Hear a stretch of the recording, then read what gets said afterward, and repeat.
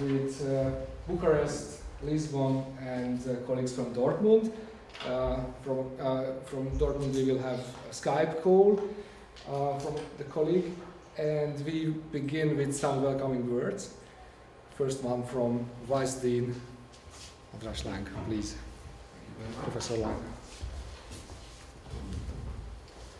Dear ladies and gentlemen, dear participants of the conference, it is my pleasure to welcome you at the University of Pécs Faculty of Humanities.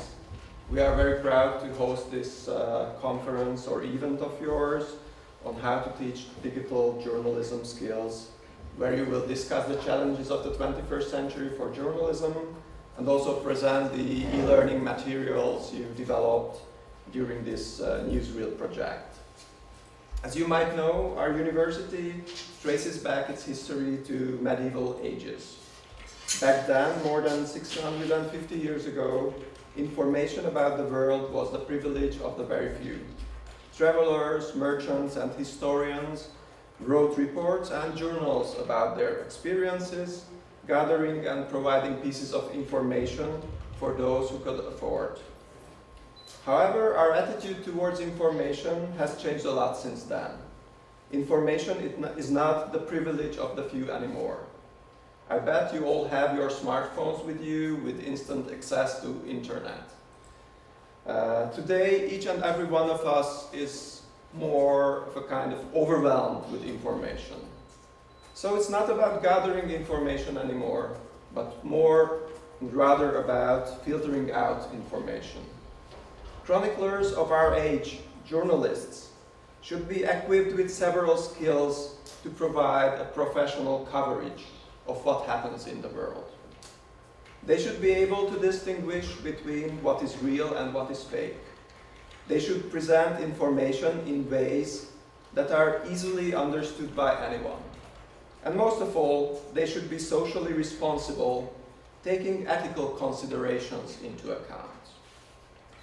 Any progress you make in today's conference and in the newsreel project to successfully educate such professional journalists, it will have an impact not only on the new generation of professionals, but also on the wider audience. I wish you the best of luck, bright ideas, and a fruitful discussion for your meeting. Sok sikert a mai tanácskozáshoz. Sok szeretettel.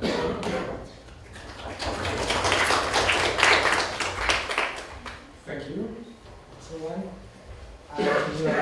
Some warm welcoming words from the leader of our department, Professor Zsolt Szijjártó. Thank you.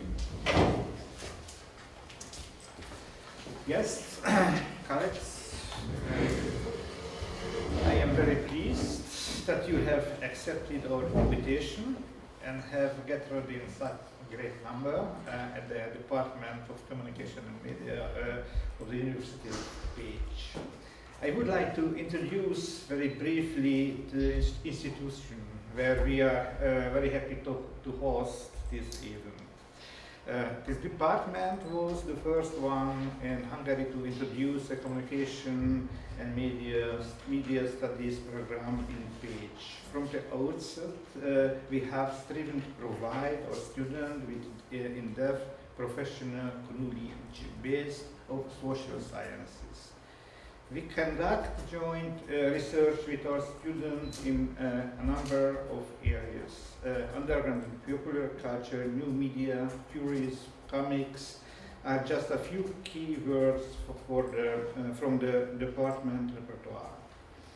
The program lays great emphasis on practical training in media production, in the development of students' soft skills, emphatic and assertive communication, teamwork, flexibility, creativity, and digital self-management capabilities. We are experimenting with new methods of teaching and research, which is the only way to understand the rapidly changing world of media. For me, this event is an important milestone on this road. I wish you all a good time. Please spend this day in useful and creative way. and have a productive time. And if that it is the case, of which I am sure, we will expect you back to page to the Department of Communication Media Science.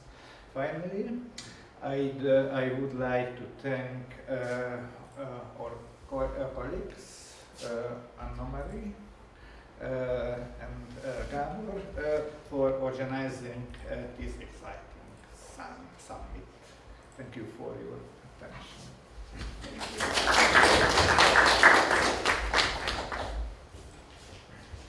Thank you, and thank you for the faculty and for the department to giving us the opportunity, not only for having this event, but also for having the capacities for this great project. And I hope, and I am, could say sure, that it will also very fruitful for the faculty and for the department in our future education activities. And let me give some insights about the project. Very briefly, some of you know this presentation from other events. So this is an Erasmus Plus project between 4 institutions. We are the host institution of the project, and we have as partners University of Bucharest, represented by Emilia here, University Institute of Lisbon, represented by Anna and Miguel, and we have the partner from Dortmund, Erich Rost Institute für Journalismus in Europa. Unfortunately, the colleagues from Dortmund cannot join personally. They will join via Skype. They will present their results via Skype. This is a project for 3 years, with a good budget that we can use on a useful way. And the project is focused on 4 fields, 4 topics. These 4 topics were covered in the first, I think we can leave it open. First period about research. That was a research project about the situation of journalism education and the uptaking of these skills in the journalistic practice. So these 4 fields are data journalism and data visualization. The responsible partner for this topic is the University of Bucharest. This is a very current topic everywhere globally. Think journalists that it can be a good way for having new audience for complex stories by these visualization solutions. The second part of the second field of the project is collaborative journalism. I think this is the most current topic because we didn't know that it will be so lively in the period of the project, but nowadays everyone speaks about collaborative projects. First of all, because we are in integrated European Union where monies and people are flowing to the borders, and secondly because these projects can be financed by the European Union. It is very popular, not only for students, but also for the journalists. Then, of course, we are every time speaking about money, because without strong business models, strong economic background, there is no independent journalism. It is a very important question from the point of view of the quality journalism. So therefore we have the topic new business strategies and models of journalism. It is led by the partners from Lisbon, and we are the Hungarian partner are responsible for the topic ethical challenges of the digital public sphere, because all of these new issues are connected with very important and very interesting ethical problems, from whistleblowing, the stories of Snowden, a story of WikiLeaks and so on. to the question how to visualize data to be ethical, to be fair, and not to distort information by visualization. These are the four topics, and we are now in the third phase of the project. This is the last year of the project. We had, as I mentioned, research about the situation of the education of these skills and using of these skills. We have now syllabuses to these topics as courses, university courses. What we want to do now is the presentation of the e-learning materials. That was the result of the third phase. That was a huge work with several colleagues. From Hungary, we had Anna-Marie, we had Eva Varga, we had Esther Katusis, not here yet, but she will come as professional partners. We had Mark Novak as the developer of all e-learning materials. I think he couldn't sleep last night because he worked on the materials. Thank you for your great job. And we had János Nagy. He's also involved in the second part of the event. He was the proofreader of the materials. And we also worked together with journalists from Átlátszó and from Direct 36. They were the professional proofreader, lecturers of the materials. So it's a very long project. I must say, we are not in the end, at the end of this phase. There are several things to do with these materials, what we can present now, but it's a good moment to show you what we made. So I think it's more than enough about the project. We can begin with the presentations about the materials. Okay. Thank you for the kind words and thank you for those three welcome speeches. You can come in. I'm also very glad that you are here with us today because it's a huge event for I guess the whole department. And my name is Anna-Maria Torbo. I'm the project coordinator of Newsdeal. And before we start the presentations, I would like to tell you some practical information. The main venue of the event is this room, and the e-learning testing workshop will be downstairs in the afternoon, but you can find everything in the programs that you got, yes. And the lunch and the cafe breaks will also be downstairs at the gallery. And don't forget to come. The evening discussion to Reggeli, that's in the city center in Király Street. This program will be in Hungarian, so maybe our guests from Portugal, Romania and other countries will have some rest, or you can go to a trip or something. Yes, and please don't forget to join us by the 7:30 because the reception will also be there. Yeah, I guess that is enough. And if you have any questions, of course, you can ask me, or we have very kind students who help us today. And now the first section will be about the e-learnings that we have developed in the project in the 4 specific fields.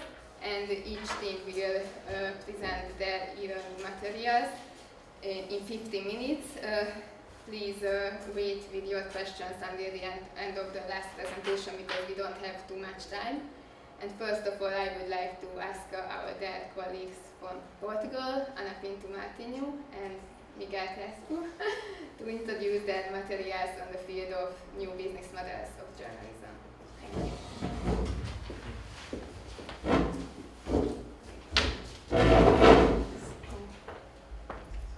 Hi to everyone. It's very nice to be here again. So me and my colleague Miguel, that is over there, I'm the one that is going to present it, but we did this as a team, of course, but not to have this place crowded, it's just me that is going to present, but if Miguel wants to say something, he's going to. And if you have any questions, please let me know. We don't have a lot of time, but I think we can manage. So in Portugal, in Lisbon, what we were working on was the news media business, innovation and project development. This is our part.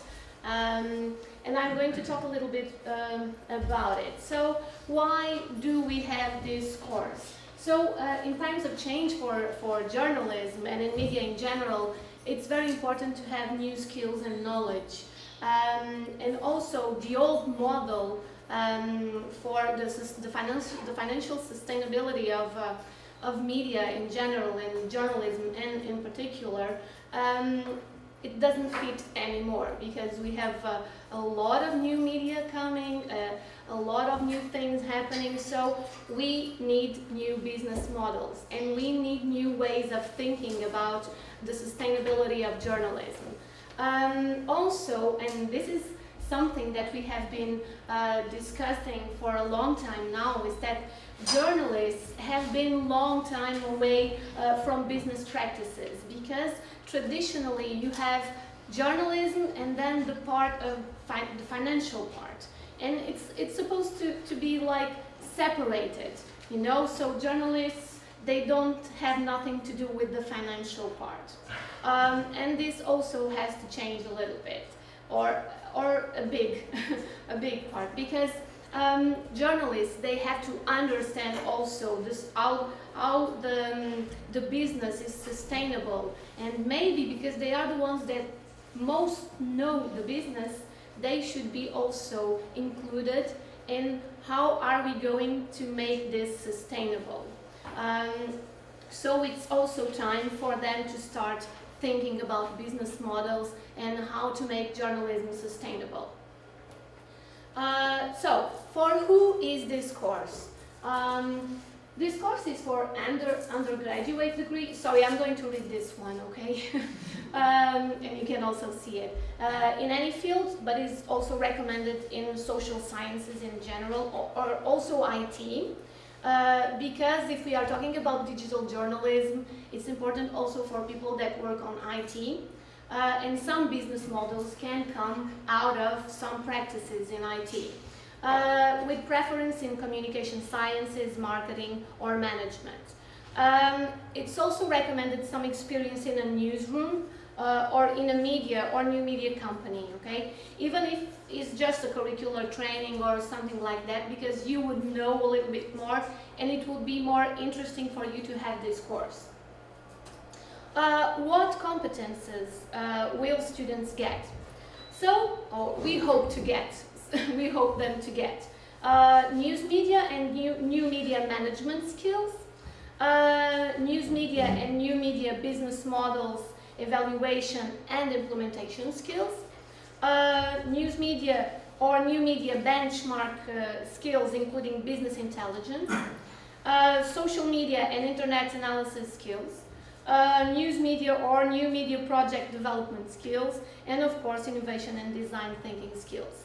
Some of these skills, they come directly from marketing or management in itself, and we have been trying to put them in journalism, but of course it's not like you are copying it, because it's not the same kind of business. It has some things like ethical issues, some of them you will find them, as I was saying, in marketing or management in general. So, and how it will be studied. So we have our wonderful e-learning platform. Nice meeting you. I didn't know you because you were the responsible for the e-learning platform. Thank you for your work. And we have the e-learning materials that can be used also for blended learning and also for traditional learning within the classroom. Okay. And besides the classings, we also have recommended readings. Okay, for those of you who want to get deeper into studies. So we have some references that can help you to deepen your knowledge and your studies. So where it will be taught? In your university, school, or educational institution, or of course if you want to by yourself, okay? And when it will be taught, well, now that's available, it's up to you. So you can start doing it right now, I also have to tell you that now in Portugal we have been for 1 year now. We have been testing some of the materials, and as for all of our colleagues, we are also going to teach one of our courses based on these materials. So I hope it's going to be very interesting, and I think that's all. Okay.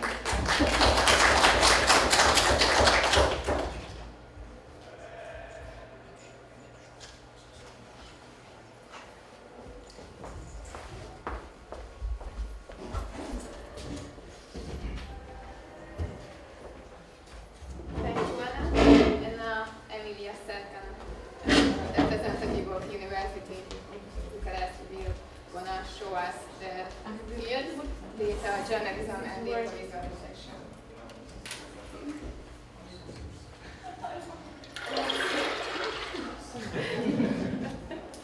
Let's see if it's working. Oh, it's working, yes. Hello, my name is Emilia Serkan. I'm assistant professor of the University of Bucharest Department of Journalism, and I'm also investigative journalist. I'm working for 22 years already in the media, and in the last year I am more an independent and journalist, because I'm not based in a newsroom, but I am collaborating with a news site, one of the best, I think, in my country. Well, we developed this class of data journalism and visualization because I know how important are the facts and how important are the numbers for an investigative journalist. And before to start this project with all these three universities in Newsreel project, I had discussions with my colleagues in Bucharest to start a class of data journalism and visualization. So for us, it was a real opportunity to develop this curricula in order to start to teach the data visualization and data journalism and visualization course. So introduce students in new techniques of telling stories and also investigative stories. Data journalism is based on numbers and is based on visualization. Of course, will take some time to be able to teach students and to teach them how to use these instruments. And this is the reason that we imagine this class split in two parts. In the first semester, data journalism, and in the second one, data visualization, because I consider it's not enough to have just one semester for teach this class. Because it needs a lot of practice, the students need to do a lot of homeworks, and they need to improve their skills in using all these instruments week by week. So this is the reason that we think that we need a whole year, a whole academic year for this course. Why is important data journalism? Because it's a new way of telling stories with numbers and visualization opportunities, but also it's important because traditional techniques are not enough in these times. The data, the amount of data we can reach is impressive comparing with, let's say, 10 years or 15 years ago. In Romania, we have a lot of governmental data that are available in in many institutional sites. I imagine that in Hungary or in Portugal, in other European countries, is the same thing. So it's very easy to get data, but very hard to know what to do with it and how to explore them. So this is the reason that we consider that is very important for our students and for the future journalists to learn how to use this this source of information and after this to tell stories. And also we can consider this data, we can consider them as sources of information. But of course, as I told you, it's very important to know how to explore them. What I can tell you is that we are kind of pioneers of the project because we already started to teach the class, the course of data journalism and visualization. The first course was last Friday, and we are a team of 5 people, and we split our work because I'm not good in visualization, I'm good in data. So I teach the first class. We had it is not a mandatory class. It's an optional class. So I had the surprise to meet their students from the first, second, third year, and also from master. But also I received also some students from other faculties. They requested me to came to join the class, and I was very happy to have them there.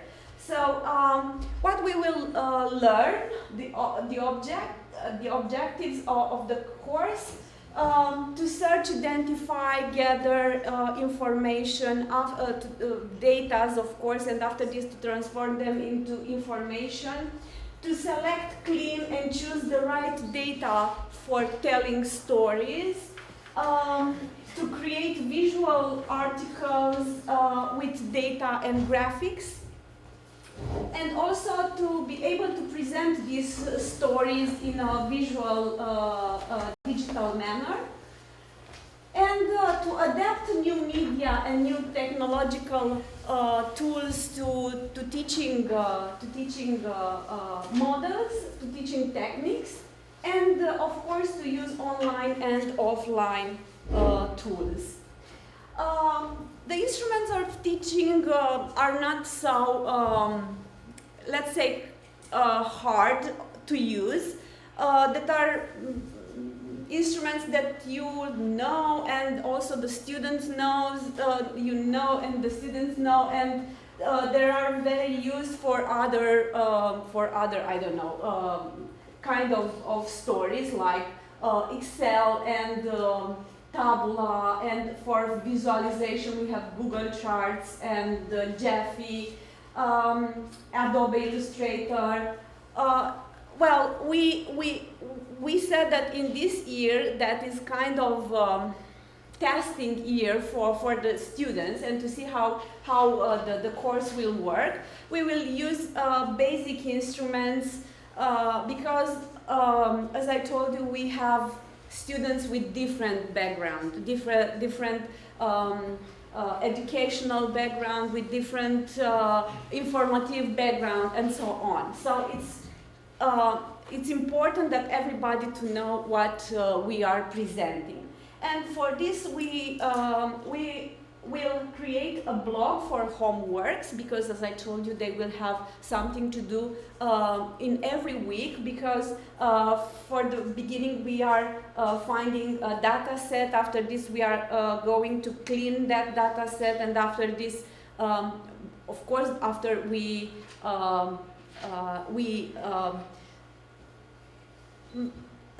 say together, we establish together that data set is a good one for telling a story, and it's an interesting one, can have a story behind. And in that blog, the students will upload every week their homeworks, and we will be able, the whole teaching group will be able to give them a feedback to know how their work was. The homework for data journalism, I already told you. I will test this. In this semester, in this academic year, basically, we split this course in 11 meetings for teaching, and 3 other meetings are just for evaluating the students' work. And probably, as you very good know, comments is free, but facts are sacred. C.T. Scott, The Guardian. So this is the facts are so important. This is the data are so important. The facts are sacred, and we have to respect them. Thank you.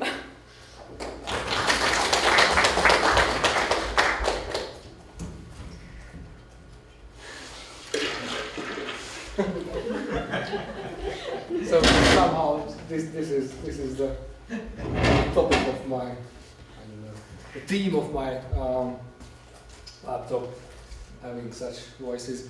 And the next IT challenge, we will have Nadia Lies from Dortmund via Skype. We tried it and it worked, but it was last week, so we don't know.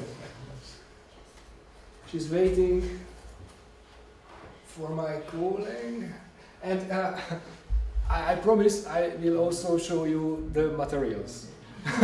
We are not just speaking about them, I also will show them.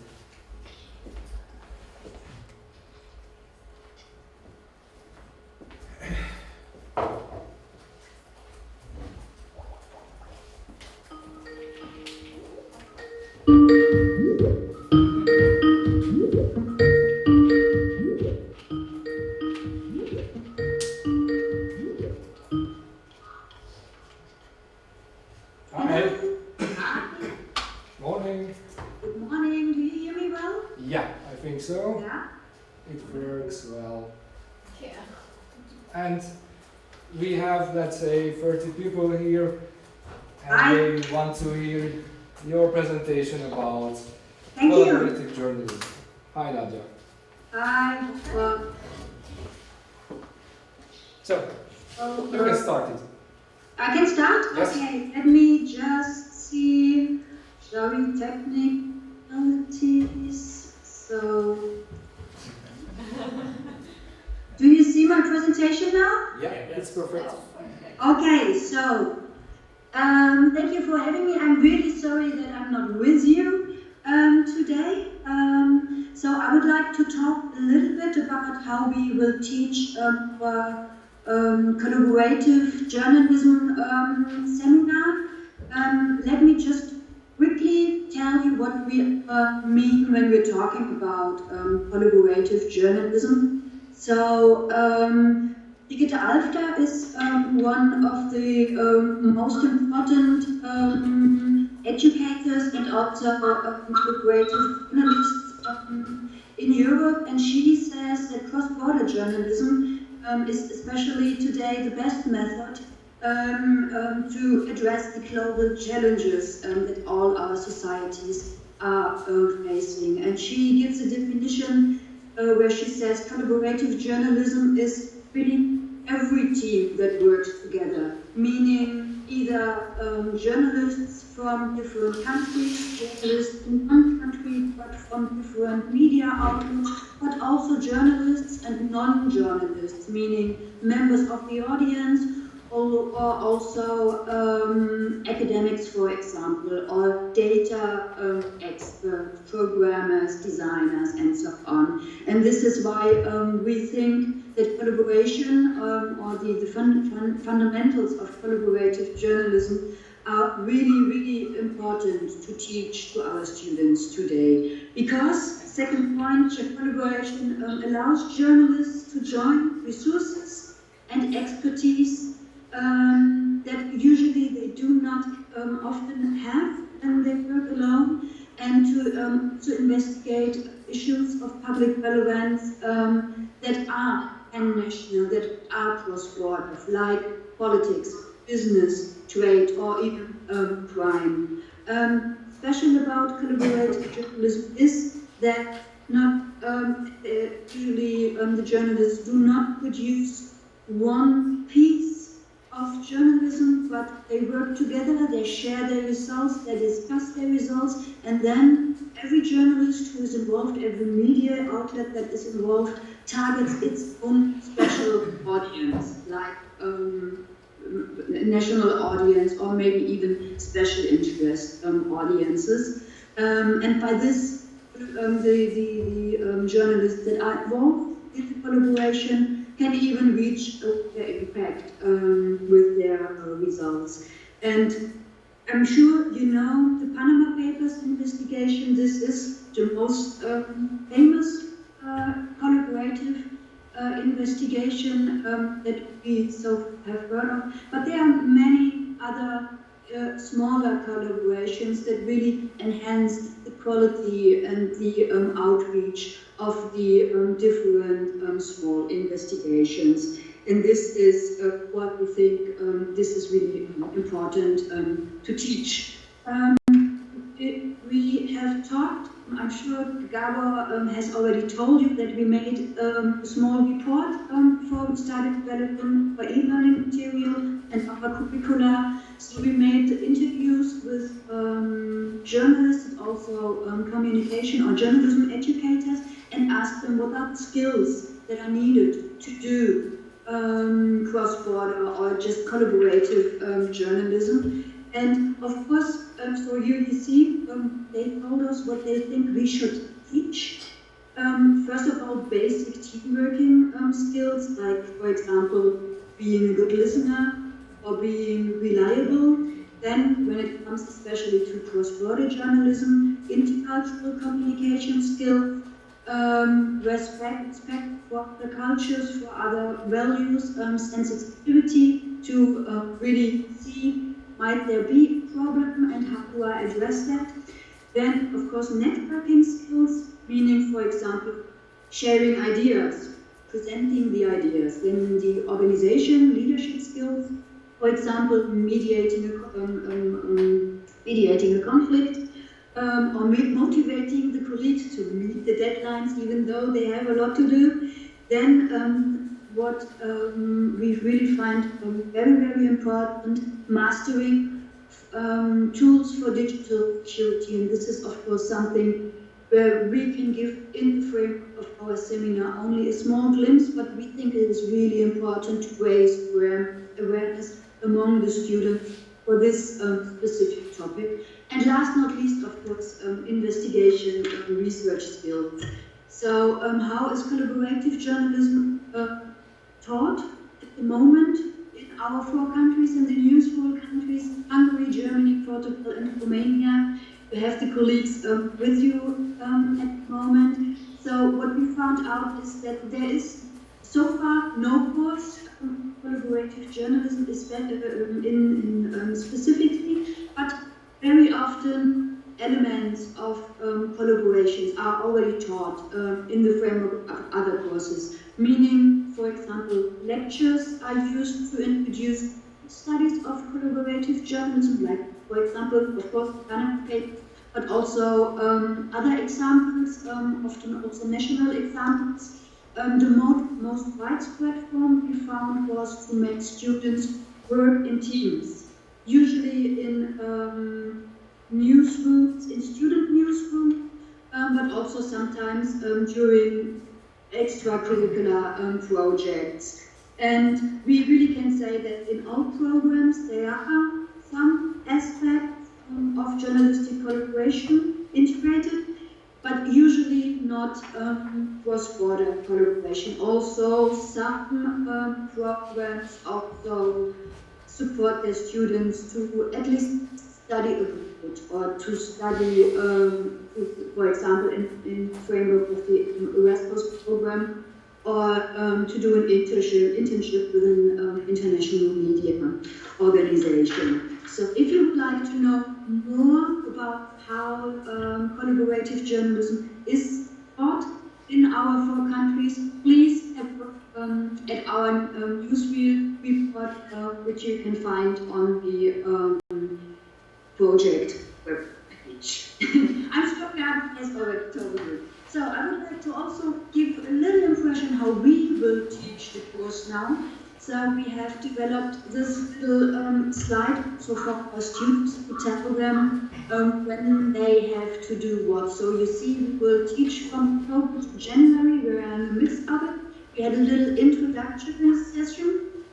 So the green blocks is face-to-face sessions, meaning on November 8th, this Friday, we will have our first day-long face-to-face session where our students will present a case study of collaborative journalism, also discuss a little about journalistic cultures and discuss what topic, in what groups will they research.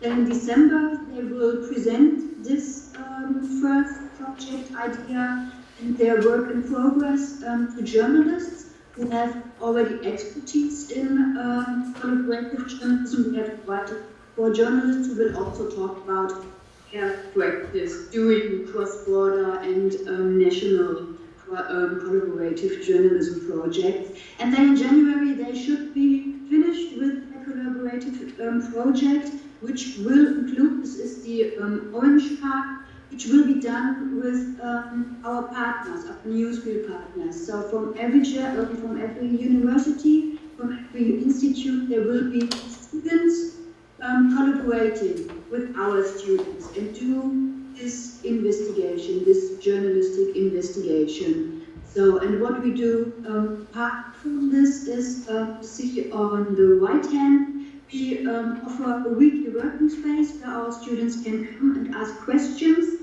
and also work together in their groups. So we thought it would be good to offer a space where they can frequently meet.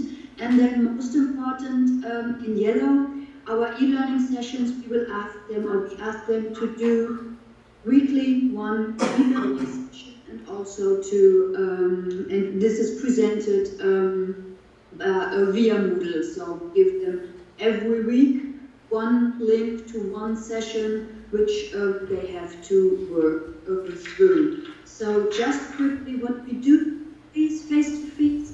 I already said they have to learn some presentation skills and they have to pitch their idea, also to present the case study. We teach intercultural skills. For example, we will prepare them by a role play next Monday to how to approach the students from the other universities. Of course, then also in the project they will have to deal with most likely some differences in work ethics and workflows and also resources. They will learn how to ask experts, journalists for help, but also us, of course. They will learn in the face-to-face sessions to take in feedback and to work with it, but also to give feedback to their own peers. Especially the last session, we will ask them to really listen what the other groups have done and give feedback what could have been done differently.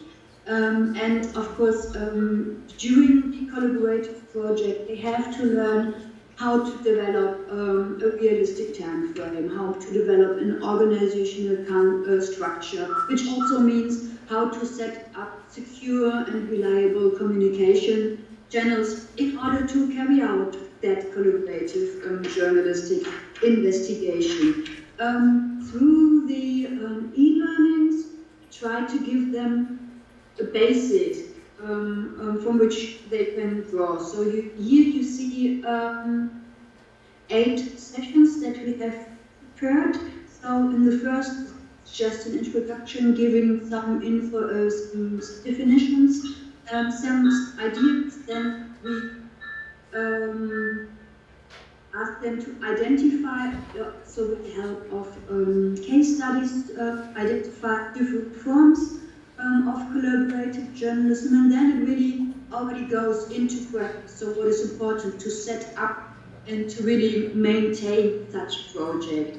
talking about teamwork, talking about scheduling this project, talking about intercultural skills, which we thought is a little different from just team working, talking about communication tools and digital security, and then we also have a little expose to opportunities to finance creative journalism, which, as I think we are all aware of, is not that easy. And then also many scholars say involving the audience is not collaborative journalism in itself. We see that there are interesting examples how to involve the audience, also in investigations, not only taking feedback from them. So we also set up an e-learning session on the involvement of the audience. And in addition, we will, after the seminar, take the presentations of our students of the case studies of different investigations, of different collaborative projects, and we'll turn them again in another e-learning material so that other students can really learn also from our students. We also thought that might motivate them a little more to put a little more effort also in the case studies when they know that this will be turned into an e-learning material.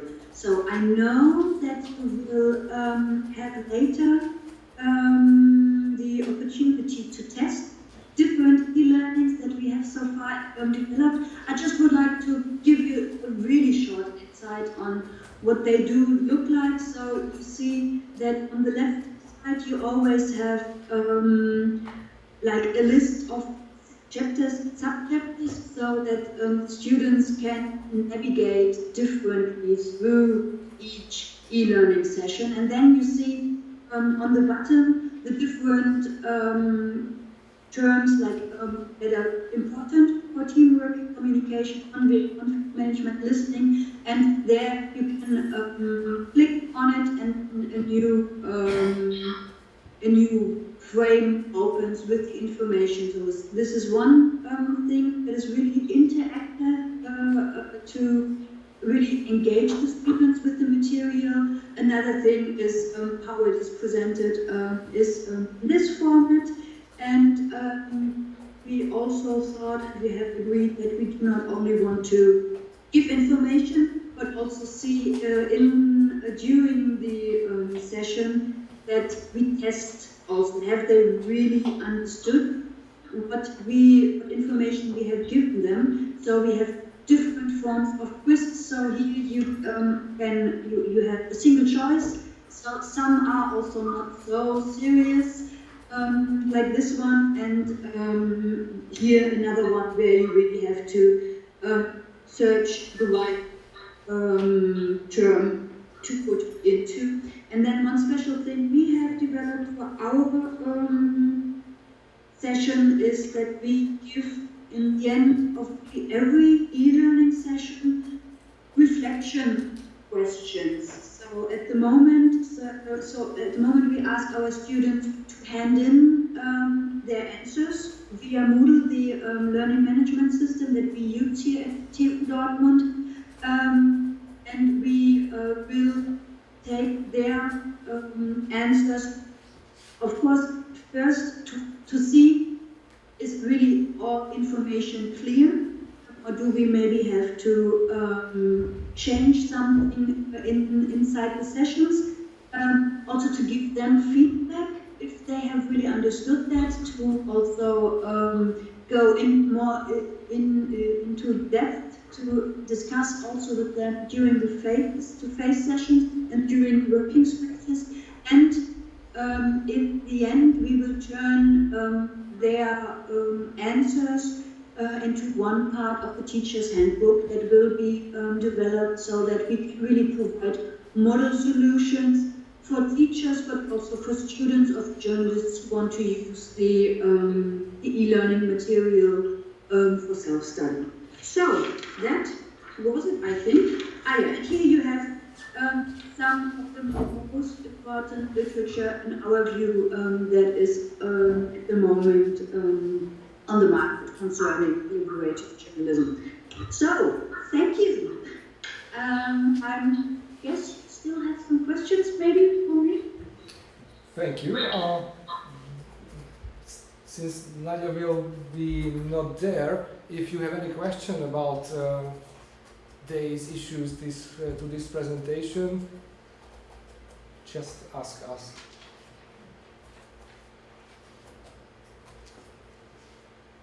Anybody? Everything's clear? Oh, we have one question. One question. Yeah. Out of these three presentations, I think that the last two is about qualities and the skills that could be useful for a long time. But the first one, when it comes to the financial aspects of online journalism and the new type of online journalism, it changes very, very fast. Like basically every year it changes, and the things that it teach won't get expired very fast. Like will it become useless in like 3 years? That's what I'm trying to ask. That the landscape of online journalism and the financial aspects of online journalism changes very rapidly, very drastically, and I think it might be way too fast for a single. So the question is for Yes. Yeah, so therefore, can I ask you to push it to the end of this session? Because, yeah, we are here and we can answer your question. It is not a special question. It's a good one, yeah? Maybe I would like to, so if I understood, the question is how do we address these fast changes? We were thinking about this too, and we really tried to include in our e-learnings basic information that helps even in future years. So like teamworking or intercultural skills, this does not really change. And when it comes to digital security, for example, we really do not advise use this and this and this tool, but think and also get yourself updated every now and then, and look how are you still at the same point like before. So we really try to I really understand your point. We were thinking a lot of that about that. So we really try to give information to the students in framework of the e-learning that can be useful even after 5 years still. Also, it's a challenge. I totally agree. One more question, sure. Yes. Yeah, my question is, how would you, if you map the discussion of cross-border collaboration in academia, is it still very focused on investigative journalism, or are there also like ideas about different spheres, like foreign reporting, for example? How could media cooperate to produce better foreign reporting, especially in countries where the media systems don't have the resources for foreign reporting? Yeah. So yeah, when I look around, it's really still focused on either data journalism, because this needs collaboration, of course, too, or investigative journalism. But we see that it's slowly changing. For example, we had 2 weeks ago, we had the European Journalism Teachers Conference here, and we were also a lot discussing about bias and what do you need? Do you need a collaboration or do you need a fixer? So these kind of discussions are slowly evolving, but I would say when I look around, it's still mainly data journalism and investigative journalism that what we are discussing about when it comes to collaborative journalism. Is it okay? Okay, I hope I answered the question, but was it a little difficult? I hope you will also discuss other topics in the future. That's what I think is important too. So not only to think of investigative journalism. yeah, I agree.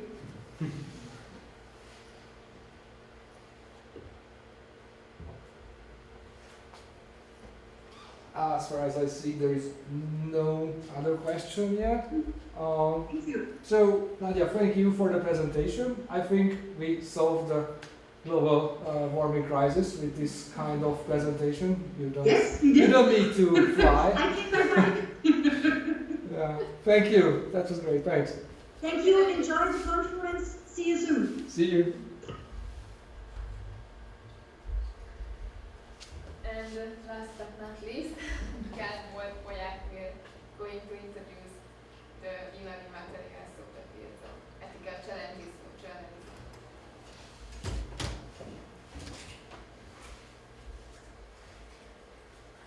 Of course, this part of the e-learning development was the last one, because we are here and we can discuss our problems with our developer, and it means that some of our materials are not ready to use now, but we will also have, and we have a course for pilot teaching in this semester, and we are the only country in the project who undertook to have somehow a pilot teaching about all of the fields, and we made it in a form of blog seminar.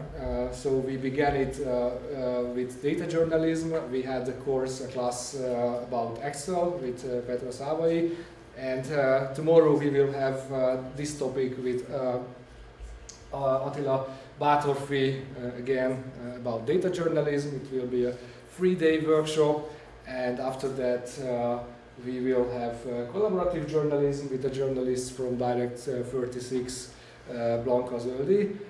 And after that, we will have our topic, ethical challenges with me, and the last one will be the business models issue with the colleague Adam Gould from the department. It will be a very good experience, a very interesting experience for all of the project partners.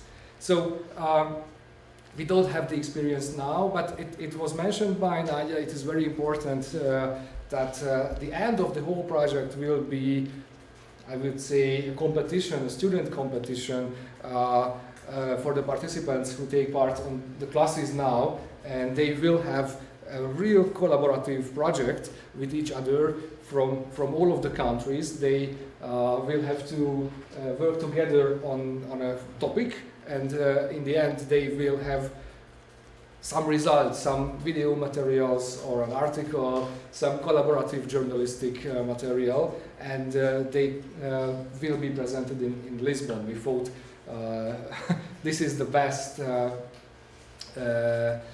motivation, the possibility to fly to Lisbon and to have a workshop there, and hopefully it will work. Next week we will begin the cooperation with the students. So, ethical issues. So, as you heard, to be a journalist nowadays, it is a big challenge, because you have to be an IT expert, you have to be a creative with visualization skills, you have to be a businessman with creative business ideas, but in the end you are a journalist. And I think to be a journalist means to work on the ground of some ethical principles. And it didn't change, it hasn't changed in the digital environment. Journalism, media ethics is as important as it was before Facebook and before the topic of fake news and before Snowden. But all of these new skills and all of the new possibilities coming from the digital environment, taking also new ethical questions with, and what we can do in our e-learning material is having some main point from the possible ethical questions. Okay, it is not so interesting for us now. Yeah, the aim of the course, the aim of the class, what we will have, is First of all, to clarify who is a journalist nowadays, because all of us are journalists somehow. All of us can have a big audience with our Facebook posts, with our Instagram photos. But of course, we are not journalists, and first of all, we are not journalists because we don't follow, we are not binded to ethical principles. We are not involved in an ethical control mechanism. This is one of the main points how to identify journalists. What can we do with anonymous sources? What can we do with whistleblowers?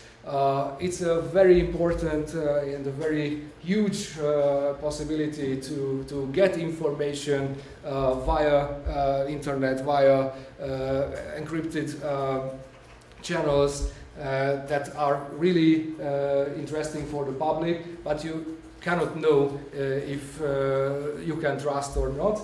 How to check the trustfulness of these anonymous sources. Privacy and how to comment. These are so common problems of the digital communication. What to do with privacy, how to handle hate speech comments and so on. Of course, one of the biggest topic is fake news, disinformation and fact-checking. We have an e-learning material about fact-checking tools. Of course, it cannot be a comprehensive material because it is also a topic what is developing from day to day. You have new tools from day to day for fact-checking, and it's very interesting. We are living in a country where there is no fact-checker organization. However, we don't have journalism education in Hungary, and journalism ethics is also not a core part of the journalism education or the media education in Hungary. So it is not, for us it is more than one step forward to speak about these ethical challenges. Yeah, it was very interesting when I mentioned for the colleagues that we have to deal with copy-paste journalism.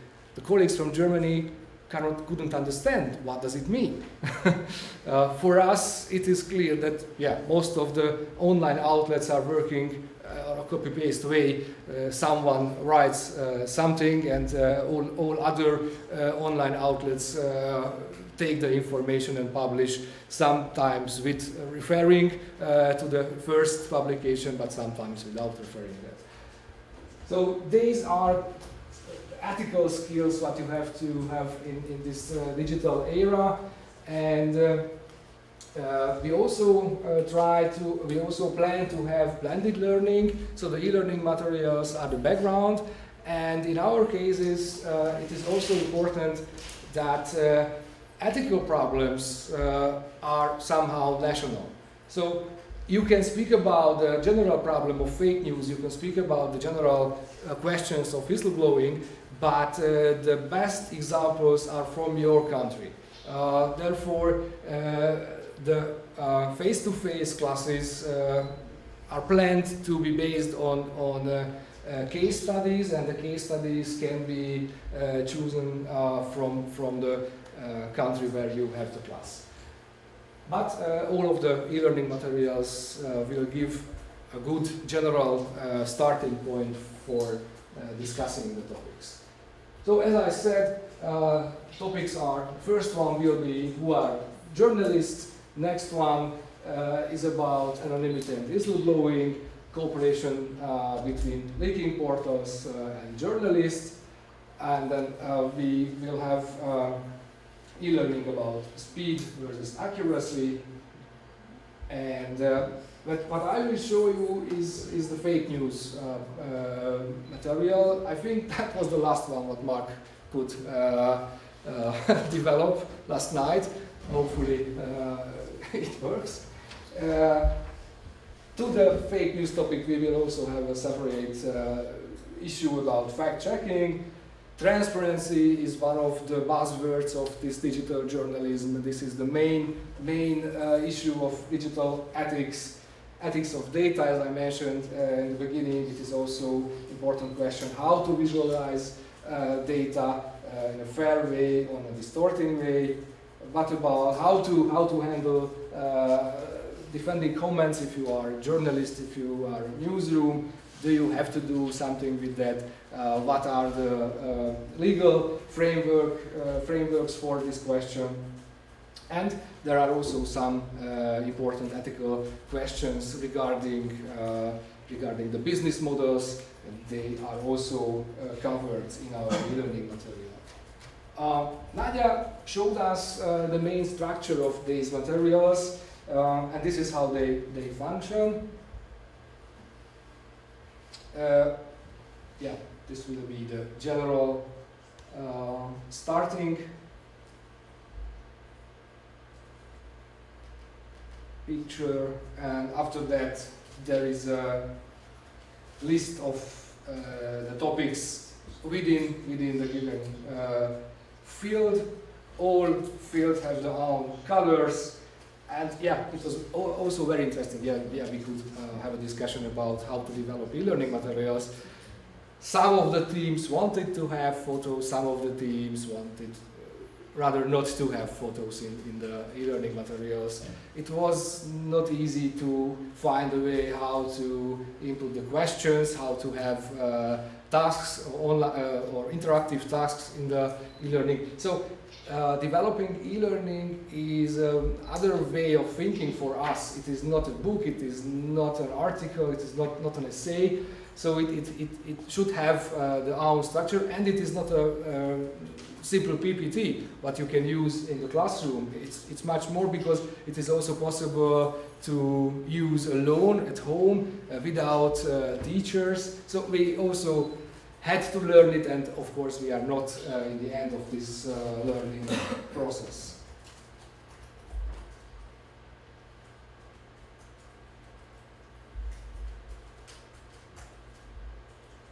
Yeah, it's very exciting.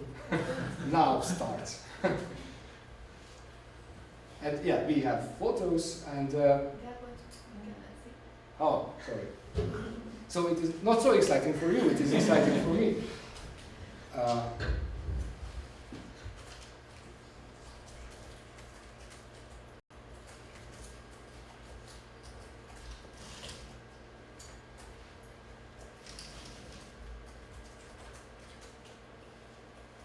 Now it works. Okay. So maybe it's a bit more text what is needed, but we can change it. Yeah, maybe white, one of the most important person of ethical questions.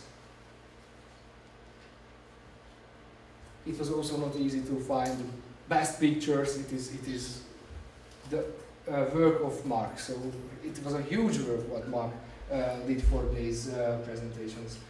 Of course, these are interactive in terms of you can have links, you can have direct connection to the sources. Yeah, text, pictures. Yeah, this is bit more interactive, some new possibilities.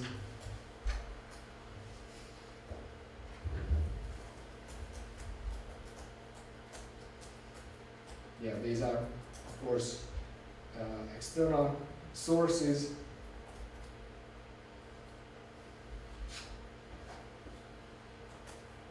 Yeah, it was a quite long PPT, and we couldn't have the possibility to discuss about the problems to developing.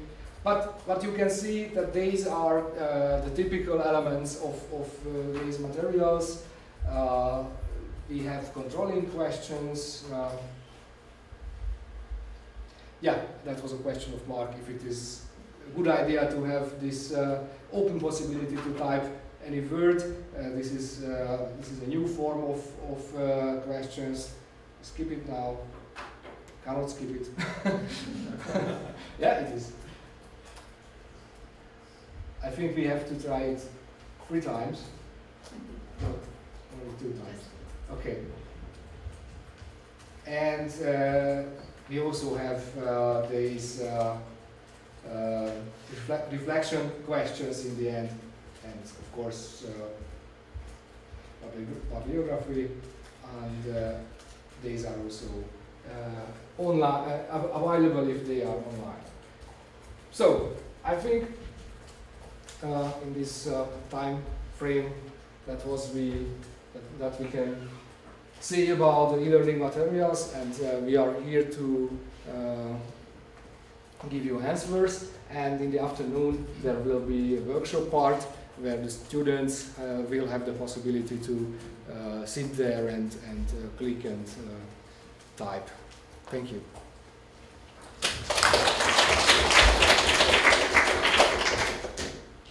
So I guess the lunch is already waiting for us, but if you have any questions regarding one of the fields or the developing process, you can ask now. I have a question to Carol. So you have this e-learning tool available now. It's in English. Will you have like this learning tool in local languages as well? Or what is the plan? The plan is not to have it in local languages because we planned that we will use it in our planned English language programs, BA programs and master programs. So it was important for motivating us for having international programs.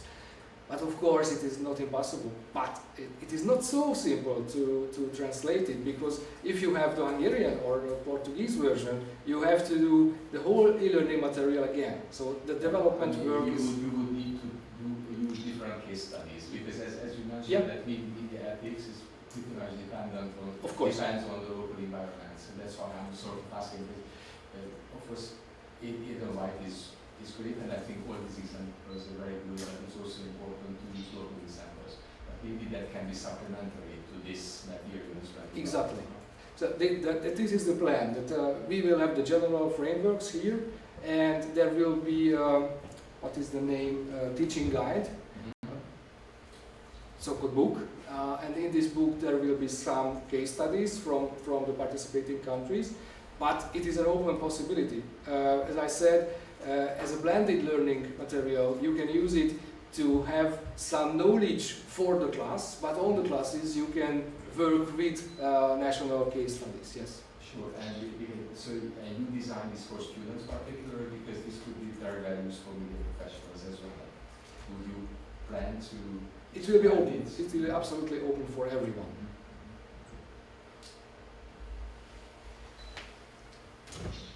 Any other questions?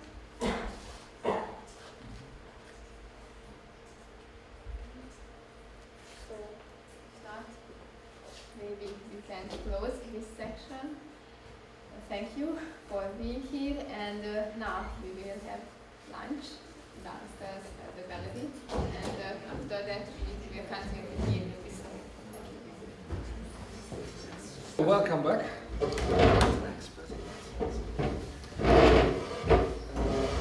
Our second session is a roundtable discussion about, mostly about the Hungarian situation of journalism education, but of course discussion is open for other perspectives and for your questions.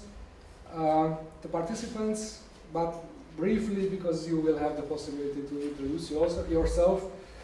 Sándor Orbán, leader of the Center of Independent Journalism in Budapest. János Nagy is my colleague at the university, teaching at the Department for English. In the Institute of English Sciences. Yeah. Sciences, okay.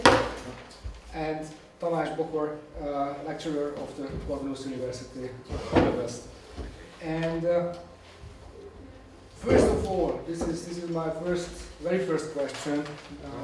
I would be very grateful if you could give us some feedback about the e-learnings, what you saw and what you knew from your work, because you were the proofreader of some of the materials, so you also have some experiences with that. And the goal of the event is to have some feedback what we can use in the next phases in our work. Please. Okay, so I guess it was not by chance why I asked you immediately whether you would have the local language version of your materials, yes? Because in fact it could be used quite well for the training of media professionals who are already in the field. And this is sort of my area, so I'm coming from a different field, so it's not, though we are cooperating and collaborating with universities and journalism schools, and occasionally we are involved in curriculum development projects, but primarily really the Center for Independent Journalism I'm running is focusing on media professionals who are already in the field, so we are providing training for them.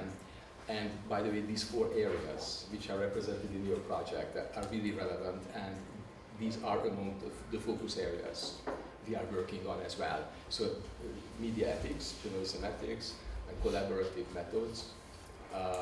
Then in data journalism and data visualization, investigative journalism, and plus, which is crucially important nowadays, the business model. These are all areas we are dealing very intensely these days, and I'm really glad that that the business part of journalism is part of the project, because I think it must be very much part of the journalism curriculum as well, more than ever before, because journalists and media professionals need multiple skills nowadays, especially at smaller newsrooms. So that would be my reaction, that it's very relevant, and we could see how we can cooperate in further training of journalists.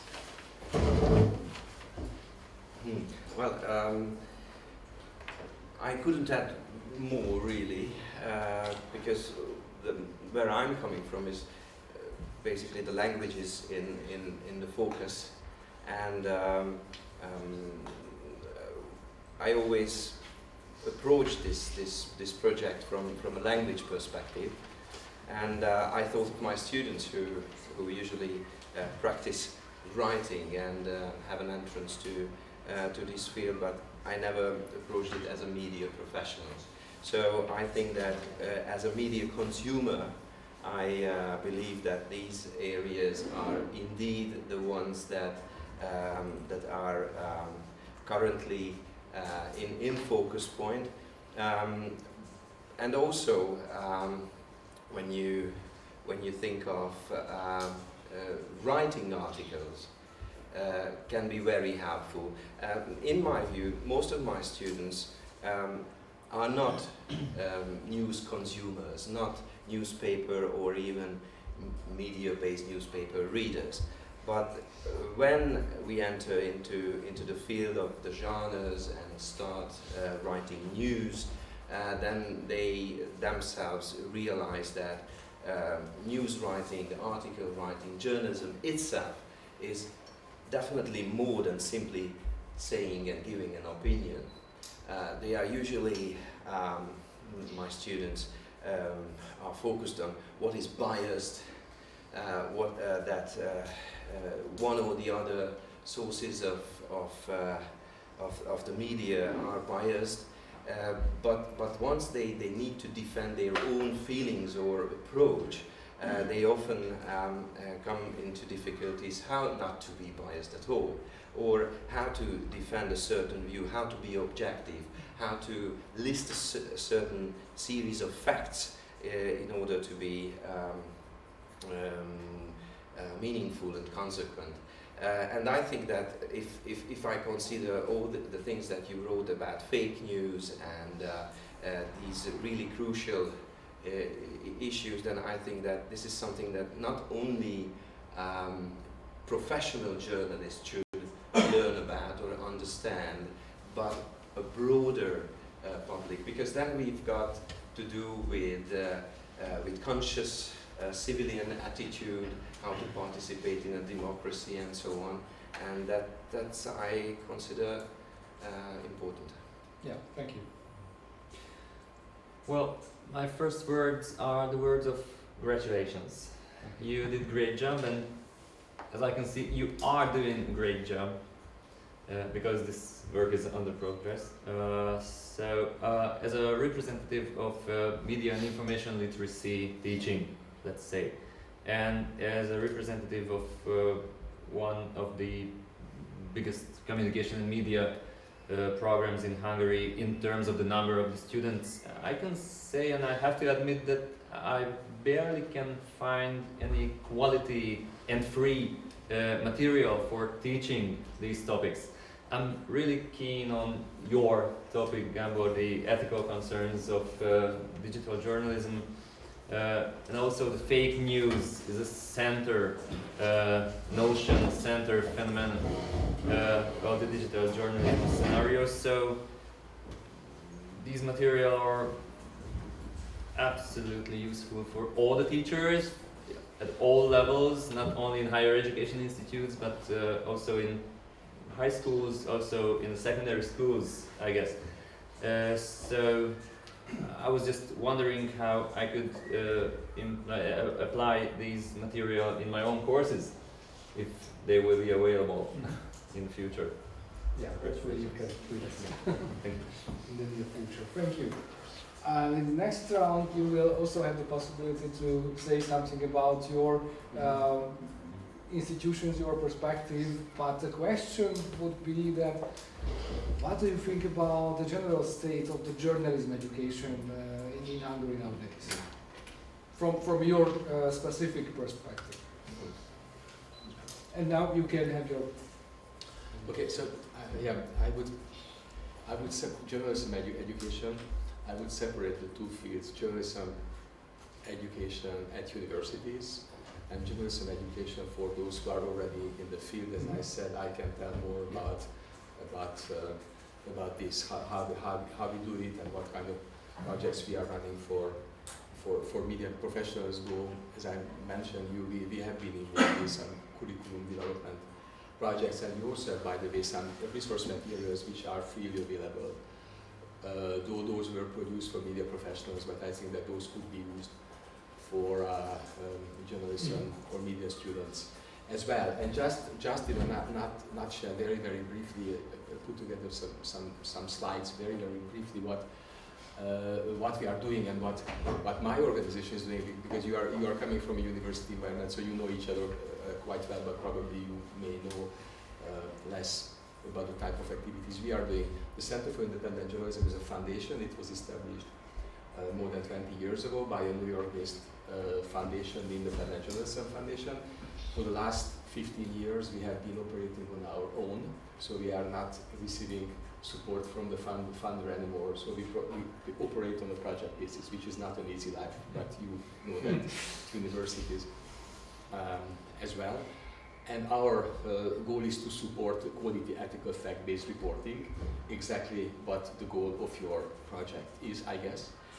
And we also want to contribute to an environment where freedom of expression and freedom of the press are protected and promoting, and as you can imagine, this is not the easiest task nowadays, and in that area we have been cooperating extremely well with Gabor's organization, the Mérték Media Monitoring, which is doing an incredibly good job, and we had quite a few joint events and in the past years. And what we are doing training workshops mostly, short ones, because unfortunately nowadays the journalists are so busy, and because of the 24-hour news cycle, it's impossible to run very long courses for them, so these are more short-term courses, but we also do targeted assistance. So whenever we can, we go to the newsroom, which is a quite effective way of working with media professionals and more feasible. Also, we do some mentoring, we have some internship projects, and sometimes when we have funding for that, we provide reporting grants, for example, to investigative reporters. And I think it's quite open. And what we also do, we provide also travel grants to journalists to attend international events and conferences, to be part of this kind of international networking. And on top of it, we are part also of some international projects. We are a member of the Southeast European Network for Professionalization of Media, which is a network of 17 media development organizations. Also we work with IFEX, which is the Toronto-based umbrella organization of free speech NGOs, and we work with some other organizations all around the place. And our main area, as you could see here, I mean, we support investigative journalism. That's crucially important for us. That we support the enhancement of digital skills via multimedia tools, And then we assist local media. For example, let me just mention that last week we had a professional event at our center, and we discussed the future of local media after the recent municipal elections, and to see what kind of scenarios are shaping up and what can be done to strengthen media at a local level, because I think that the situation of local media in Hungary right now, outside of the capital city and the bigger cities, is absolutely critical. And then finally, we are also promoting media literacy skills.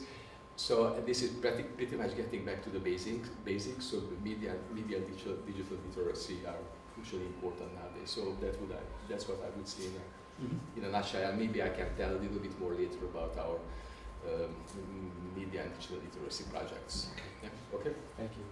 Could you repeat your question once again? Because oh, sorry, I was too long. No. I lost track. So, is that the state of journalism? No. In general, or state of journalism education. And from your perspective, and I know that you have media analysis classes, and you deal with foreign media for somehow. The strange situation is that in most of the cases, I teach English, and I live from the media. So as a daily consumer of English media, I have a certain perspective, and I make my students write articles or translate or sort of things. But I don't consider myself as a journalist educator in this sense. But definitely that is something what is, I can repeat myself, it is missing. Just to give you a parallel, decades ago it was definitely different. My tutors, my educators, when I worked as a journalist, I had plenty of people around me who focused on reading and writing articles. And even language teaching was a sort of media-based. Now if I ask my students, most of them have never seen an entire news program from the beginning to the end. Or if I ask about genres, report, news, comment, these are all quite strange to them. But I feel that these old traditional forms are very useful to have their way of expression, the way of thinking, writing composition. So it is indeed useful. I never in my life have ever completed one course book in English, consumed always media sources. And this would be something more challenging and interesting. But to tell students why that is interesting, you need courses. So I'm on that side where I can tell my students, hey, listen, there are several other ways than learning languages except learning from course books. You can become a news consumer, and you can understand the word better. So in this sense, there is definitely a kind of narrowing of the perspective, and the issues, the questions that journalism usually asks is not on the horizon. And it would be nice to have them back on the horizon again. Then we would be more informed. If we are more informed, then we can take better decisions easily. I wouldn't shoulder the task to give a complete outline of the Hungarian education of journalism, or even the European overview. I can only tell things about our own university with more or less self-confidence. So I come from Corvinus University of Budapest. We have there an institute with a weird name, which is in charge of the communication and media studies. The name of this institute is Behavioral Sciences and Communication Theory. As you can see, journalism is not included in this name. And okay, despite this, we have about 55 to 90 students per year in the Communication and Media Science BA and MA programs. On the BA level, we have two specializations. The first one is, let's say, digital public life or digitalized public life. This is the one which includes some kind of journalistic skills, experiences, then lessons to learn.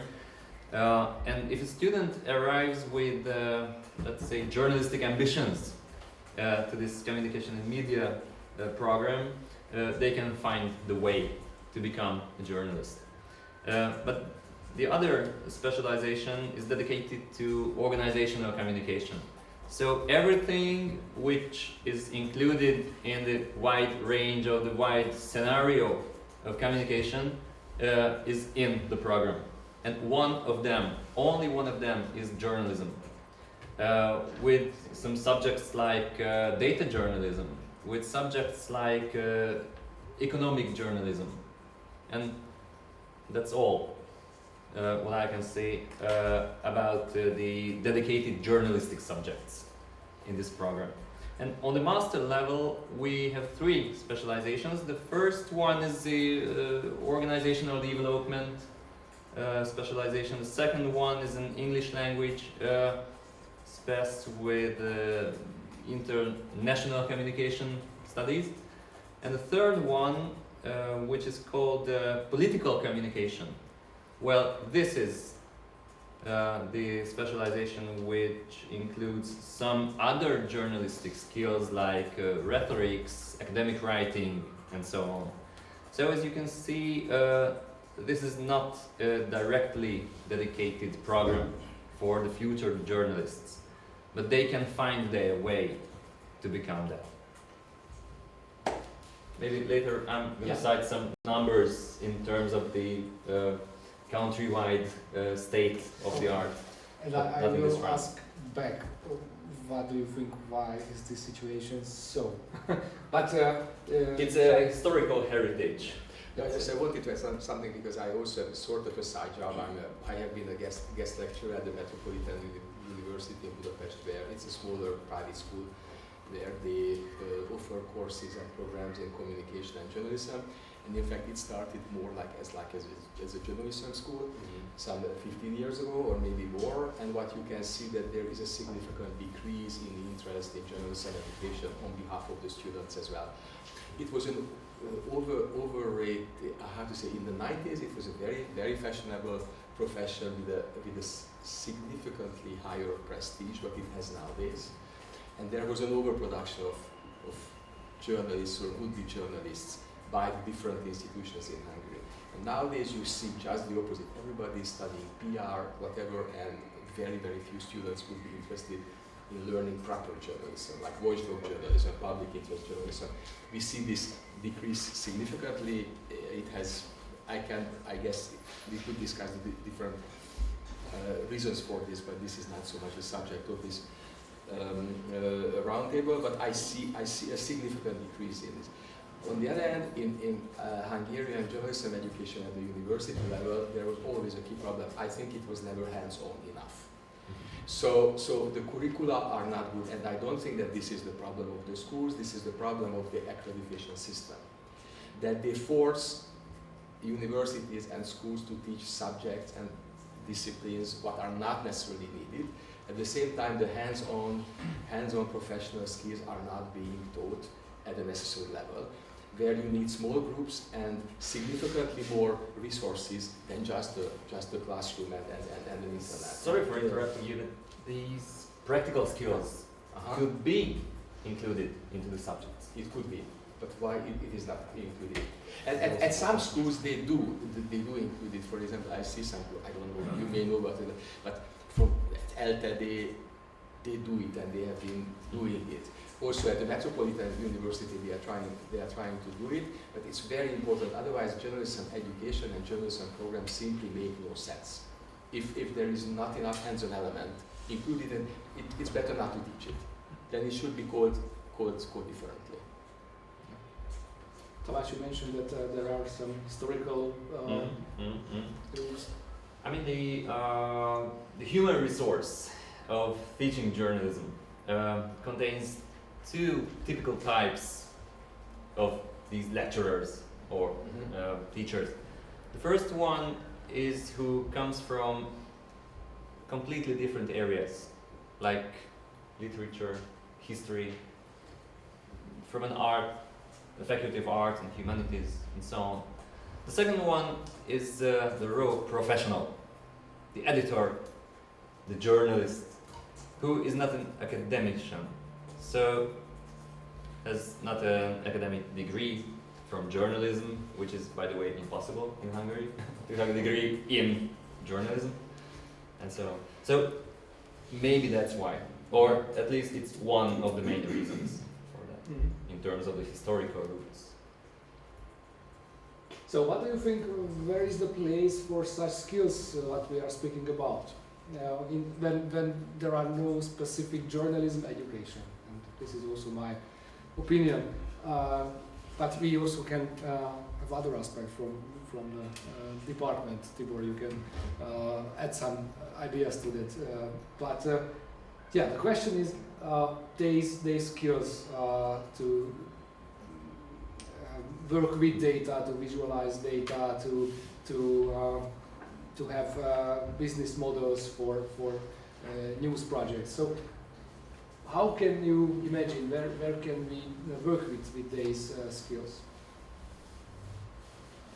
So from your perspective, it's for journalists in yeah, and to teach new skills because let's say the visualization wasn't there 10 years ago, and now this is crucial and incredibly important data journalism, how to deal with big data and so on and so on. I mean, without that you cannot do journalism anymore. By the way, these skills can be used anywhere. I think that data visualization and dealing with big data, that can be useful in any.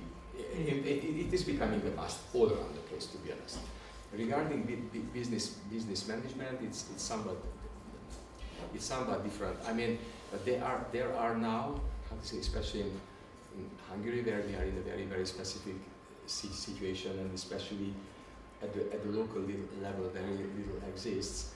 I mean, you can't even imagine to launch a new local media outlet without knowing how to run it as a business, and plus you will have to work with a very lean staff. For example, our colleagues from sabbatpage.hu have been doing a heroic job. In fact, I can't even imagine how they have been achieving what they have been achieving. It's amazing because they really have to deal with everything, like reporting, business, fundraising, audience engagement, whatever. So you absolutely have to have all these skills, and you have to do multitasking.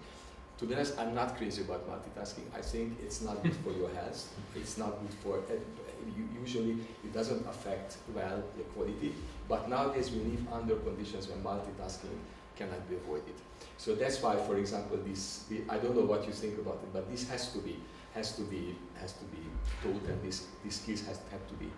And it's important to deal with these newsrooms and with this, and I hope that there will be some initiatives and some media startups around the country. We see some initiatives here and there.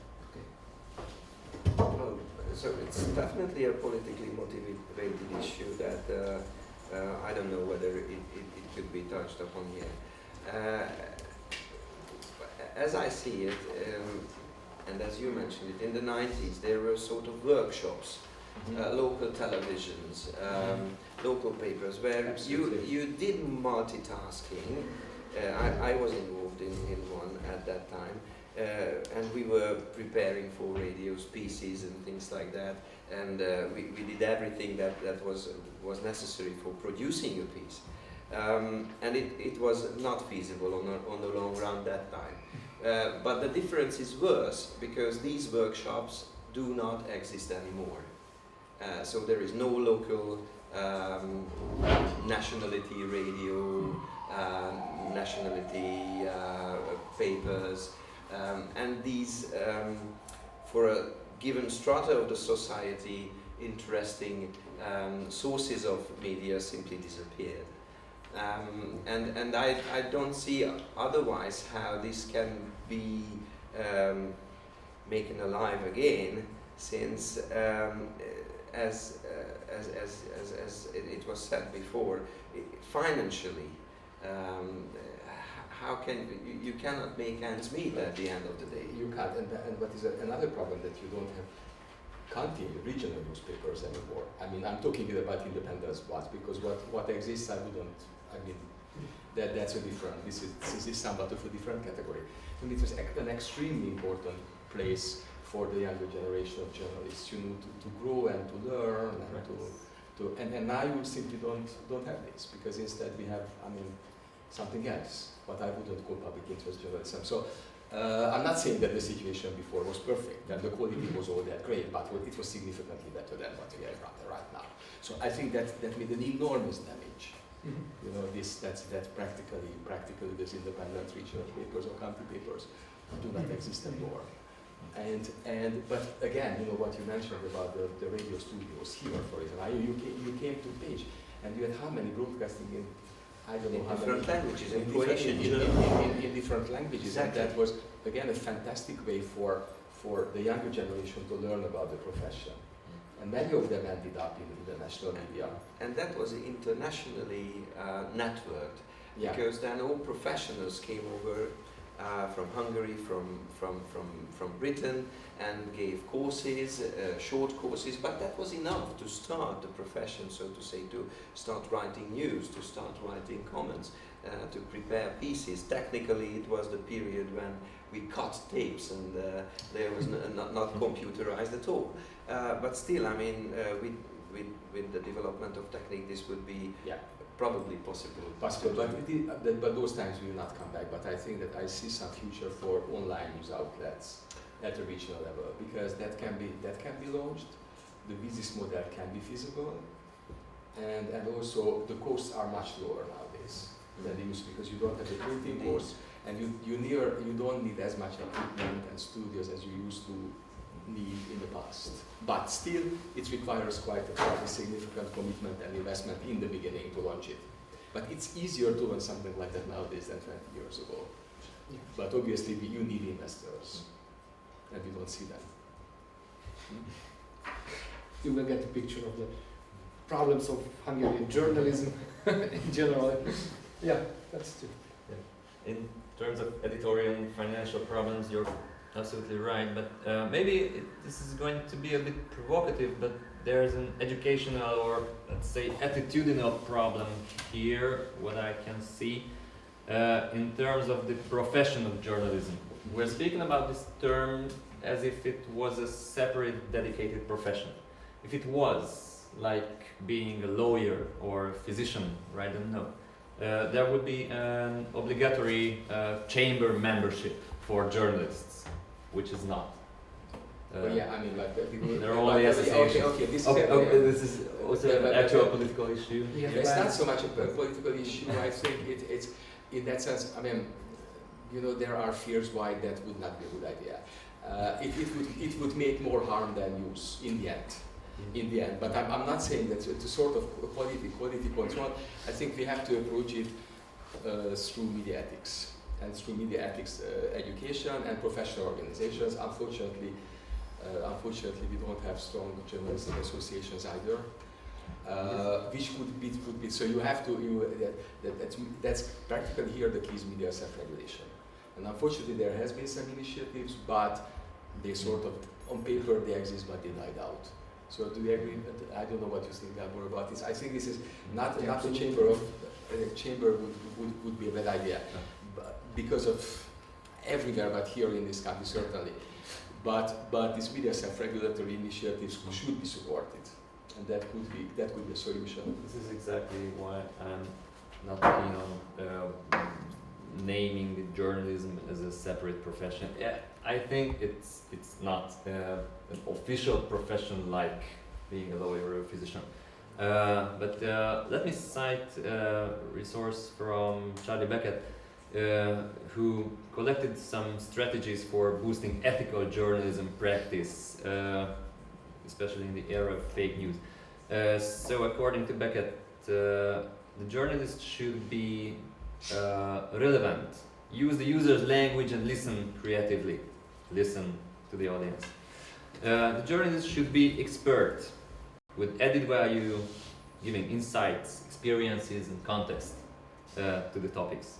A journalist should be truthful by fact-checking, by being balanced, being even-handed or something, and being accurate in the first place.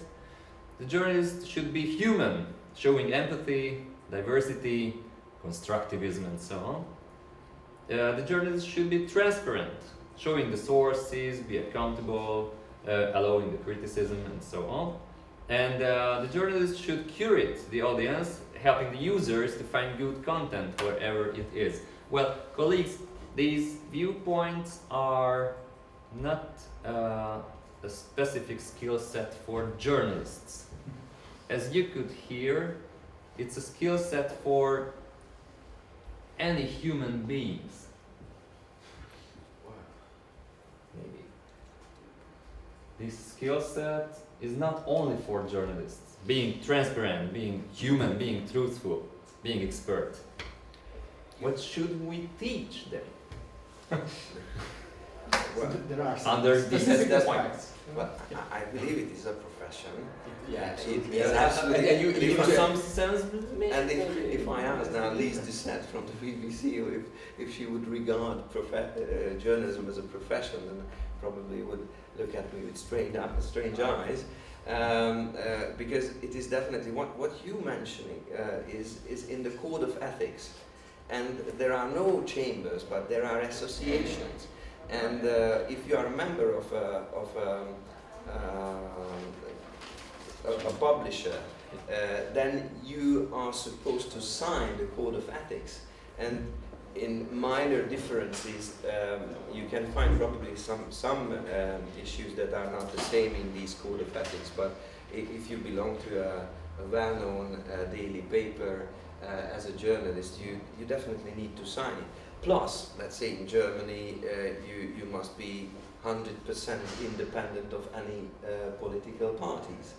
And if somebody catches you by belonging to any of those political parties, then you are sacked.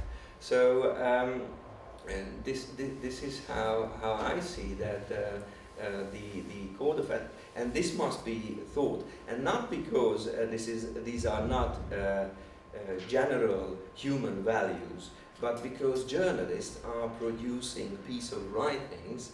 And they are not simply consuming; they are providing. They are writing. They are doing something that needs to be ethical at the end. And a bigger responsibility.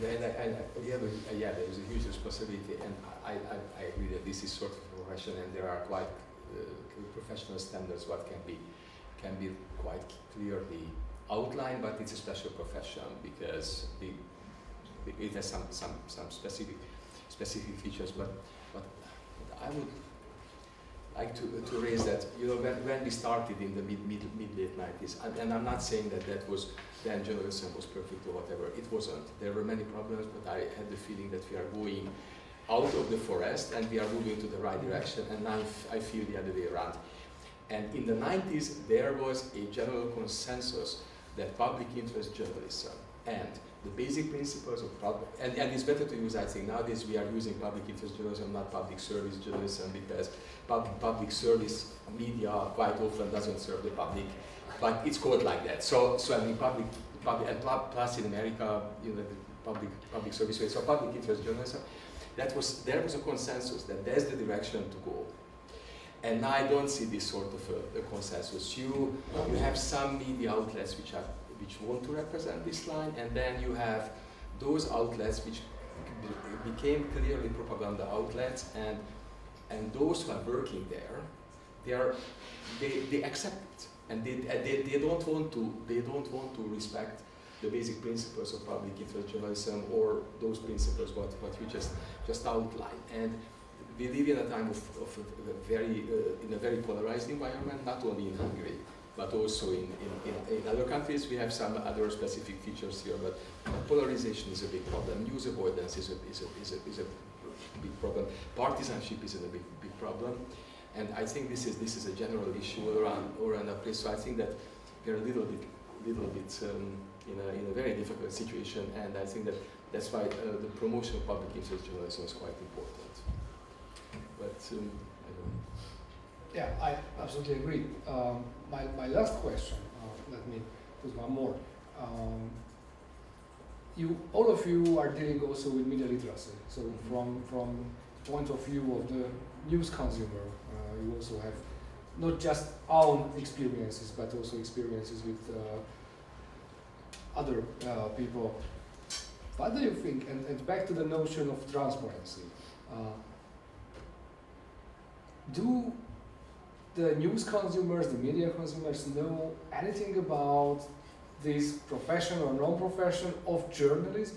Do they know what is the difference between the activities of a journalist who are working for a newsroom and between my neighbor who are posting very interesting topics on Facebook?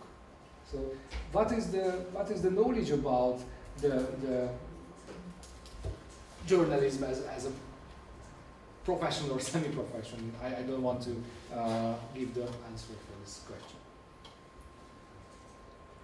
Probably none. So I don't see that there would be any knowledge about that, and yeah, shortly this is my answer. Okay. Regarding the fact that 2/3 of the internet users, according to Eurostat data from the Statistical Office of the European Union, so 2/3 of the internet users consume news from Facebook feed and other news feeds of social media platforms. So-called professional and unprofessional, or anything else, labeled news appear side by side in these news feeds. They are appearing mixed, in a mixed way, and until they are mixed, they won't be separated by the readers, which is professional, which is an unprofessional source, which stems from authenticated resources and which is not. So I think that this differentiation is a hard work for who? For the everyday media consumer. But how can they get motivation for doing this work? Do they have to get motivation? Of course. Because they don't do that without motivation. It's a provoking question. I was trying to answer your question. I would emphasize two phenomena, and one is we cannot. I mean, it's a fact of life nowadays. That the changing gatekeeping role of media. Yeah, we don't have that anymore. That's not there. You know, 20 years ago, it was decided in major newsrooms what you will see next that evening in the evening television show, or what will be on the front page of the major newspapers. We don't have that anymore, and it will never come back. And this gatekeeping role somewhere still exists, but it's not there where it used to be. That's why, for example, Trump can be a Twitter president. That's why Donald Trump can afford not to have press conferences. That's why he can afford to ignore the press corps in the White House, because you don't need the New York Times and the Washington Post nowadays. You don't need. Not even Obama would not have been able to do that. Even 5 years ago, the situation was completely different. So we live in a totally new environment. And the other thing is what I think this is.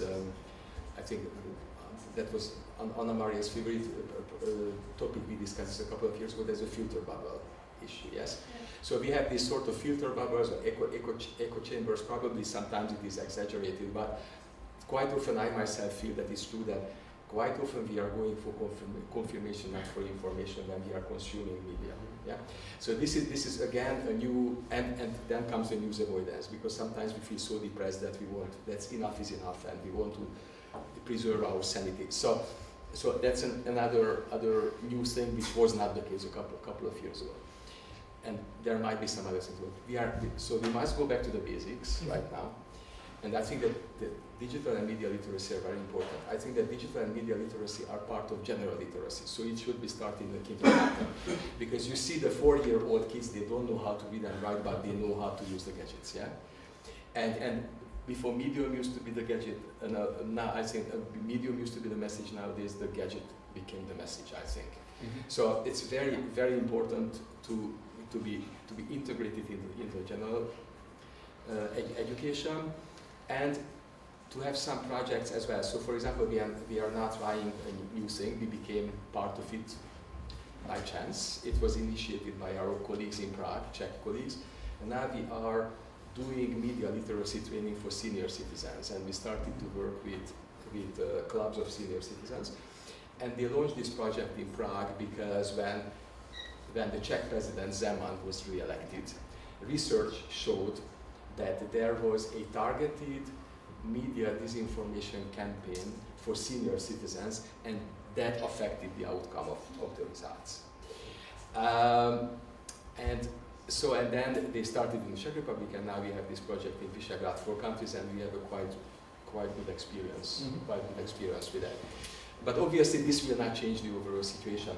So I think from kindergarten to the age of 100, you have to incorporate it in a way or another in everything, and this is the way. Yeah. But this kind of investment into education, I don't see any desires that would go into that direction to build it into education. It's a nice theory, so that should be done. But if you independently don't do it, if you don't raise your children in that way and in that manner, I don't see that anyone else will do that for you. So it won't be taught in schools. But it could be, no? It should be, but it's still. But and here the issues from the culture of debate, for instance, is not far away, because these are in Hungarian schools not educated. Critical thinking. So we go back to the foundations again. And cite here some facts. Recently we observed how much supplementary material are available for teachers in primary and secondary schools for teaching, let's say, this media and information literacy stuff. And it turned out that there's not a wide range, but a range of varieties for the upper classes in primary schools and also for secondary schools. They're published, for example, by the National Authority of Media, and there's literally no supplementary teaching material for the students under 10 years. Neither for kindergartens, neither for the lower classes of primary schools.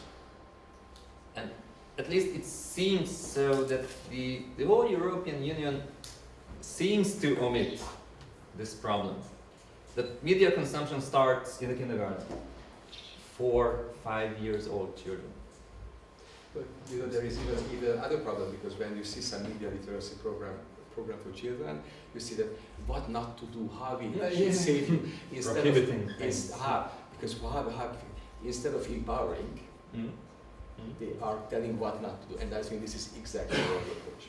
Because you have to do empowerment, and obviously that has to be done at the policy level, and probably that would be, by the way, the task of the government, and curriculum development, because they are the ones who can control the situation. And unfortunately, and again, 20 years ago, we could see some good trends. We were moving to the right direction. I'm saying it was good, but we were moving to the right direction. And now exactly the opposite is happening. When you can use one textbook, yes, in schools instead of having a choice. So this is I think very, very problematic. That it seems that everything is against critical thinking. Critical thinking would be the most important issue in education, and it's not being supported.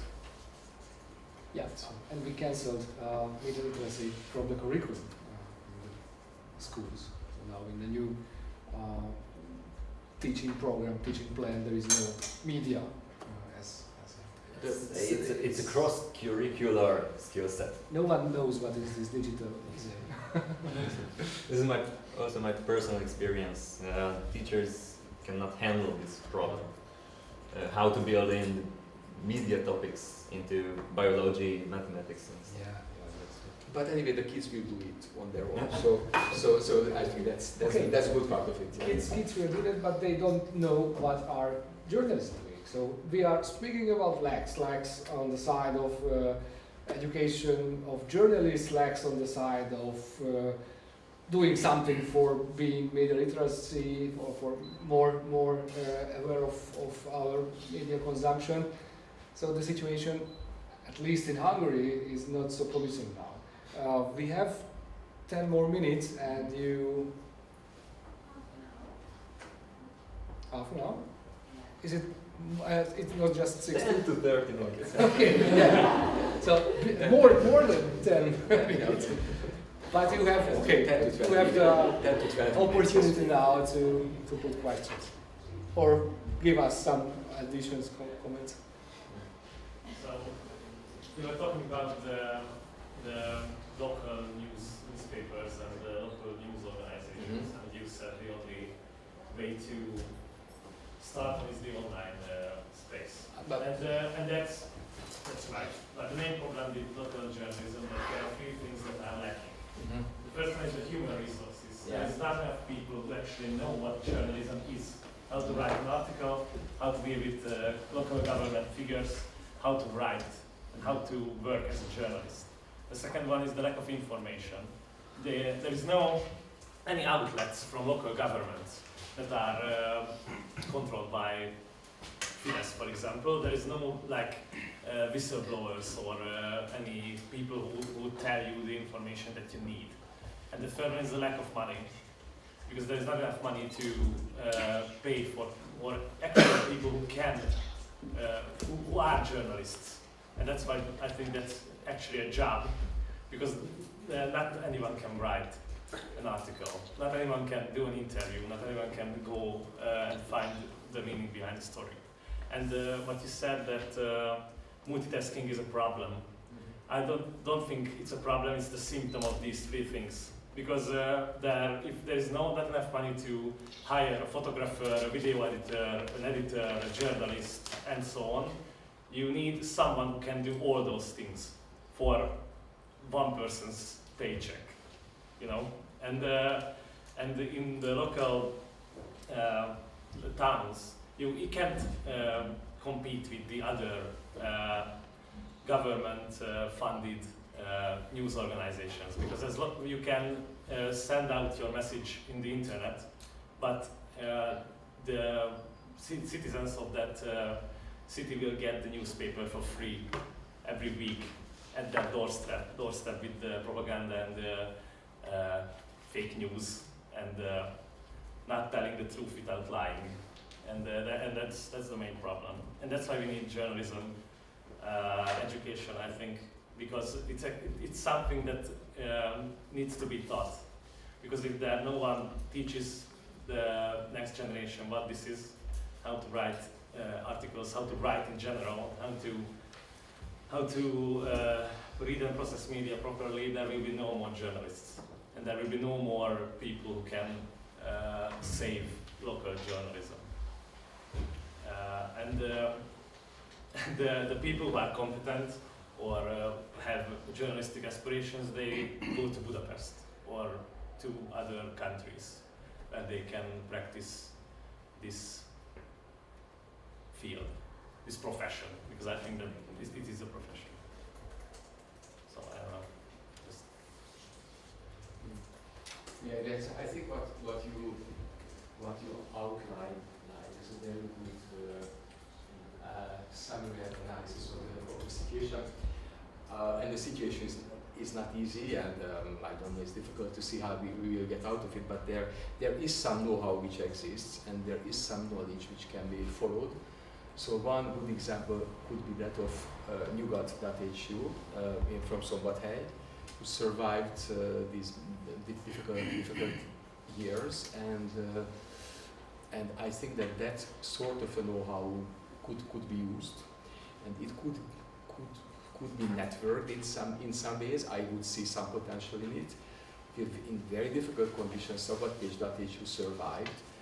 You have initiatives like Debrecen.hu. They have initiatives like Ketchup.hu in Kecskemét. There are some initiatives in Veszprém. So it is very difficult. It requires some heroism right now in Hungary, but it's not impossible. Plus, I think in the county seats you still have those quite skilled and professional journalists who used to work for the county newspapers. They are around. Maybe, I don't know if they have been lost in these recent years to the profession. Maybe they are already working, I don't know, for insurance companies or PR for whatever, but there is still something there. So it has to be revitalized, and it will not be an easy project. I think that I don't want to be over optimistic, but there might be some window of opportunity coming up after the elections. It's very important, and that's what we had at our roundtable discussion last week. Here, the key issue is to avoid that. It's a mistake to think that you change the tracks and then it will solve the problem. No, you don't need to. That's exactly, you have to control the local government and not serve the local government. So that was this famous case in Baja, yes, when the editor-in-chief of the local paper apologized to the opposition in the election and said, and then from tomorrow we will do independent journalism. So this is not the way how it works. It's exactly the opposite. But I think that hopefully nowadays, I mean, hopefully some new municipalities will behave differently regarding data. We don't know. They have to prove that they are different, yeah. Otherwise they will be in a trouble. We have to check. So I think I see some hope. I'm not saying that it will not be an easy ride, but I see some hope right now in that area, and then hopefully there will be some new opportunities. And there is some experience in audience engagement and crowdsourcing and things like that. Hopefully that can be used in other cities as well. Yeah. What do you think, Gabor? How you see the situation as a media researcher? Now my position is easier because I want to remain the moderator. and I have one more question. I think this is the most important question. What can we do? We are not politicians. We are not sitting in government or local governments. We are not sitting in a seat of editor-in-chiefs. We are teaching. What is our responsibility and what is our space for having better conditions of journalism and for having better conditions of news consumption? To say some positive, please. Back in time, in the early 2000s, some years, I had been working as a journalist in local and regional press. And as I can remember, most of the things I learned during my journalism years was from my editors, sitting side by side, seeing the same text, correcting it, rewriting it, hearing the instructions how to do it. This personal connection is the most important. And if I'm allowed to make a statement here, sitting in this round table, I would say that the education of digital journalism requires more personal connection during the education process than ever before. In the digitalization, in the era of digitalization, this personality, the personal relation between the journalists, the colleagues, and the chief and the journalist, the editor, this This is what we can do, allowing them to approach us, to ask, to learn, to have vivid conversations with each other personally. E-learning is a good stuff. It's a supplementary stuff. But the origin is the personal connection.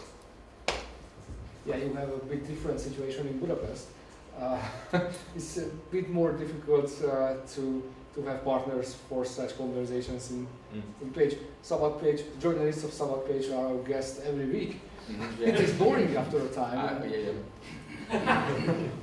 Sorry for that. I have a question. Okay. I know some things about the Hungarian media landscape, and some of the things that he said, I just wanted to use it. But I want, because you answered to some, I want to ask you how it is, how the independent media outlets are surviving by donations and crowdfunding. There are some here. I mean, at the national level, local level?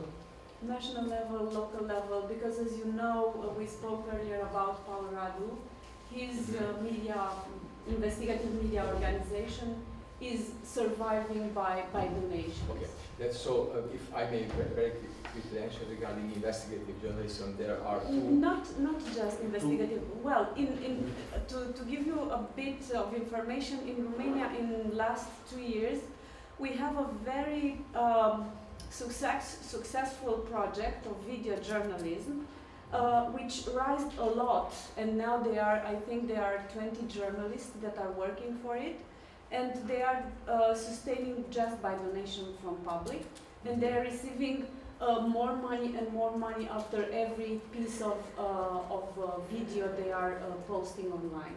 So it's really successful, but they are covering kind of events that are not, well, they are connected with news events, but from very different perspectives, and they are not going where the let's say where the traditional media goes. They are choosing very different perspectives and very different angles to cover that event, and even events that are not covered by mainstream media. And what is the name of this initiative? It is a recorder. Should put it down for me, because this is something, I mean, that many experiments are happening, and there are some, I hear successful initiatives from other countries. Here, what I can see that, I think that the citizens are willing to contribute more and more here as well. So, for example, the largest, I mean, you know, it's very, very difficult how to define these newspapers, independent or non-independent, etc. So the largest news portal, which is critical of the government, they started to collect donations a little bit more than a year ago, and they have been quite successful. Some other news portals, independent news portals, are introducing paywall or partial paywall, and I don't know whether it will work, but it seems to work. I think it is just a plan now. But at HVG.hu, yeah, they introduced it, and I don't know. I have a subscription, and I pay something like one euro a month for the time being, and some of their content is available only for those who pay this amount. Which it's kind of paywall. It's a paywall, yeah, but not for everything. Must be separated from crowdfunding. Yeah, exactly. So paywall is different, right? That's right. So crowdfunding is happening, donation is happening, paywall is happening. But you know, the problem is you have to. That's the logic behind is the same, because here we have a generation which has been socialized in a way that it takes for granted that information is for free. You know, so you have to turn this around, and it's very difficult. So whether you give as a personal donation or whether you are willing to subscribe to a news outlet on a monthly basis, I mean, okay, it's different from the business point of view, but it requires a new mentality, a new approach. But it's happening. People are realizing that if they want to have independent content, if they want to have quality content, they have to pay for it because it costs money. I think this is certainly happening, in my opinion. So this is a good development. Yeah. Say something. I think it's very important the question that you were making right now, saying what is our role as teachers and educators in what this regards. But I think first of all that we have to have conditions for people to wanting to be journalists. If we don't have that wanting to be journalists, it's like our work is not. So I think we also have to think how to interest people in that. And of course media literacy is very, very important. Because I think most of the people, well, as an academic I cannot say most of the people, but I think people, they don't really know the process of making a journalistic product and what is there, you know. And you were saying all those rules and the ontological part and ethics and all of that, but most of the people don't know that behind the journalistic work there are a set of rules, and it's really a profession, and you have to commit with that. In my view, that's what. And in Portugal, and I think it would be like that in some other countries. What we have is like you have someone on television in a program, and people think that they are reporters or that they are journalists, and they are not.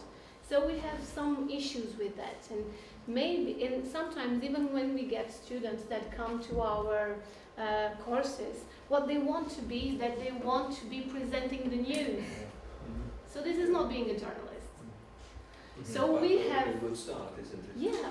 Well, yeah, it's a good start because it depends, because some of them they really just want to do that. They don't want to do a part of the work. They don't want to become a real professional No, who are gathering information. it's too much work, you know.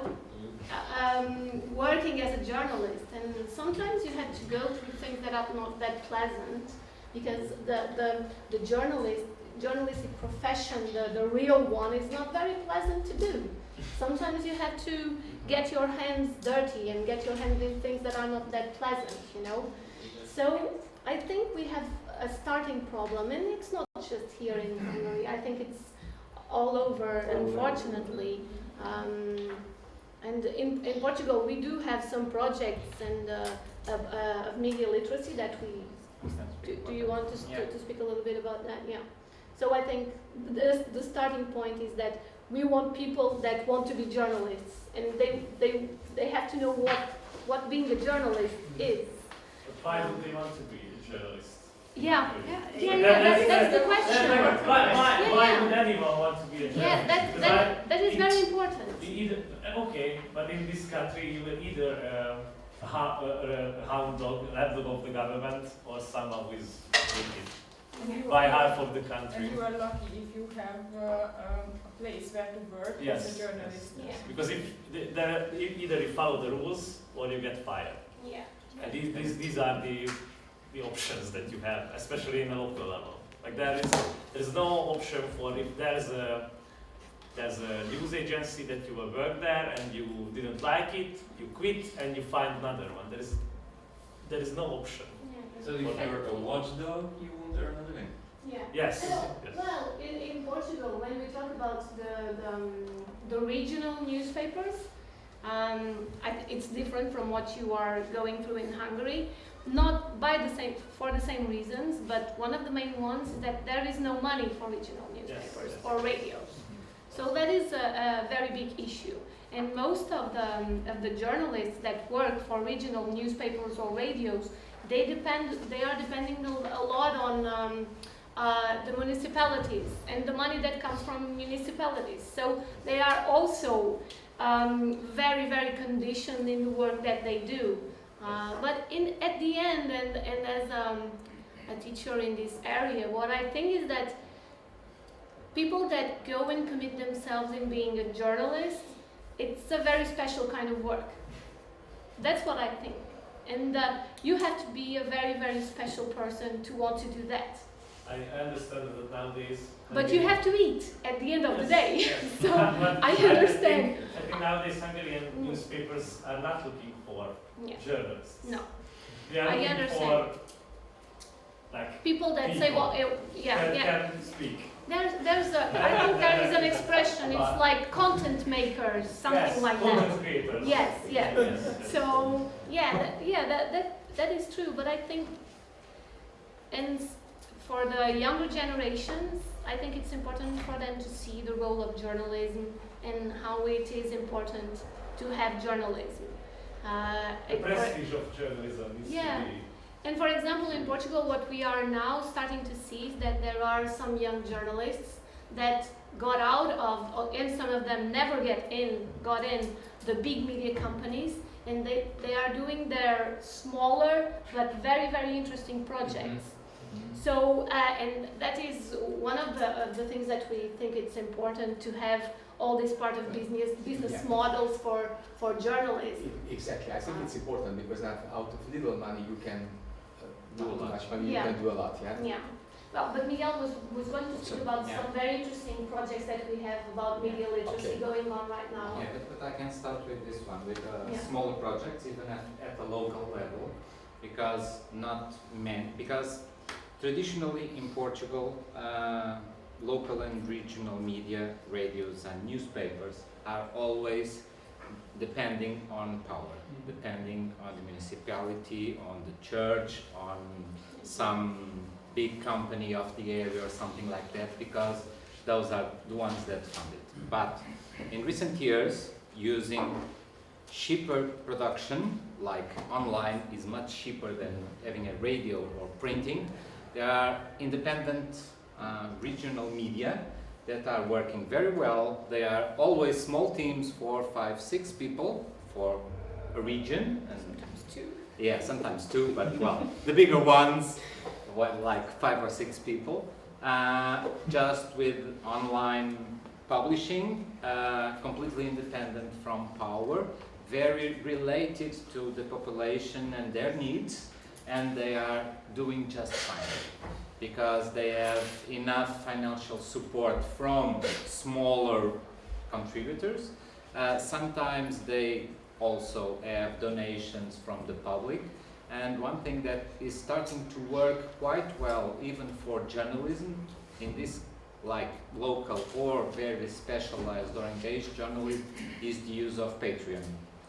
I don't know if you know the system. It's very common, more common for creative arts or something like that, but it's working very well for journalism, because even for a small project, you just need a few hundred people, like patrons, that give €1 a month or something like that, and that's enough to keep a small team working, and that is working for independent media on that kind. But I had here, and sorry, I'm going to speak a little bit because I want to get back to media literacy, okay, the first subject, and go there. Because I had written a question here because I think it's one of the most relevant questions we can, as educators, do on the first day to our students interested in journalism. What's the difference between a TV journalism, an entertainment TV presenter, or a YouTuber? And they probably won't be able to answer you on the first day. But on the last day, they should know the answer. And I think that's a big question. And now just trying to be very fast about what we are doing in media literacy, because we are doing a lot of things. First, about small children. We have not big projects, but very local and small projects with children. Many of the children don't know how to read and write yet, and they produce printed newspapers. Okay, so we try a lot of things, and not directly, but one of our colleagues is working on that, and it's a very successful experience, and he's working with the European Council on media literacy projects on that, because how to create printed newspapers with children that don't know how to read and write, okay? And it works, it's possible, okay? Not just explain how to consume, but how to produce them, okay? So, but more general, and I'm involved in a big media literacy project, and I have to explain a little bit. 2 years ago, there was a journalists' congress, national congress, and one of the resolutions of the congress was to develop literacy media, news media literacy project in the schools of Portugal, in all the schools. And the Journalists Union took that idea and tried to develop. They gathered some people, I'm part of it, spoke with the Ministry of Education, Ministry of Culture, because for our educational system we need to mix both. And I think it's the first time in Portugal that two different ministries are involved in the same project, because usually they don't like to mix things. We just did, on the first semester of this year, a pilot project in 5 regions of Portugal with 100 teachers, not that much. No, 100 teachers. Having training on how to work with their students producing media. Okay? And the results were presented in September, just 2 months ago, and we are starting after this pilot that went really well. From January we'll spread it, and the goal is to train 2 teachers per school in Portugal, so about 2,000 teachers, so they have the tools and the knowledge to work with their students producing media. And other teachers. Yeah, and training another teachers, of course. And it's working. It's a lot of work, a lot of bureaucracy and effort, and we are training other journalists. Right, well, this Friday and Saturday I will be training other journalists to be trainer to teachers, because this is kind of a snowball growing. So, and it's for kids from 10 to 17. So, and the first results are pretty good. Is this an EU project? No. This is a it's not really funded, but because we don't have like, this is a budget. No, like I'm going to be training people all Friday and Saturday, and I'm not going to be paid for it. Okay, so we just have funds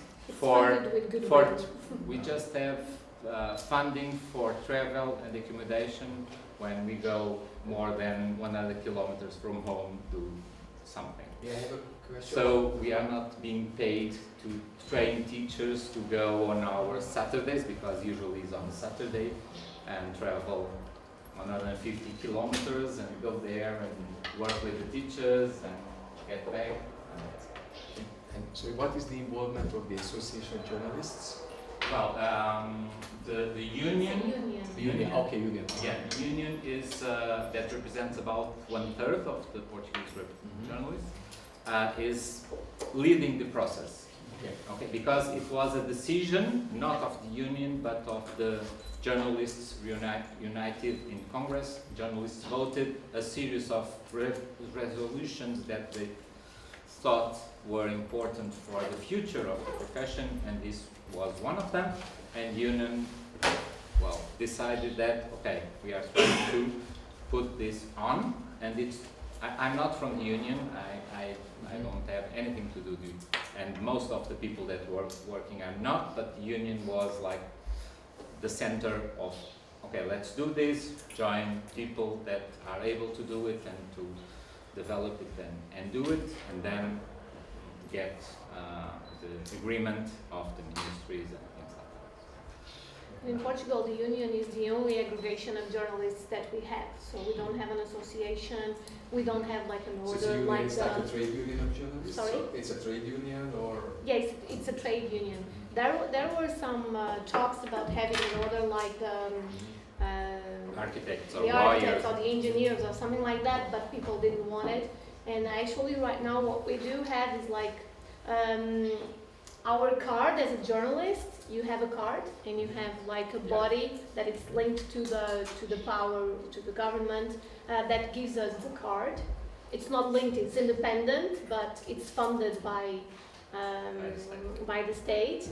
But they don't evaluate your journalistic work. No. It's not like an order where your peers has to make some evaluation and say you can be a journalist or not. They cannot do that. They don't evaluate your work. We have another body that supposedly does that, but we can talk a little bit about that if you want to.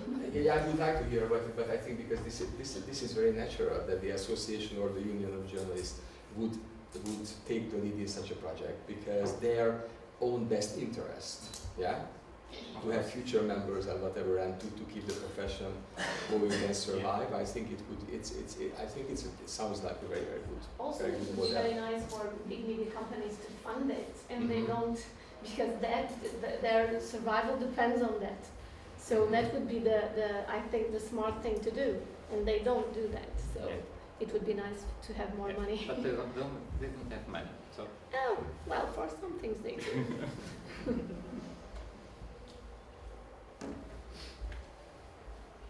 Can I have the answer to my question? No. These were in connection with this topic. What can we do? What was your question? What can we do? What can we? I know. I mean, our office is in the building of the Association of Journalists, so I will have to talk to their management now.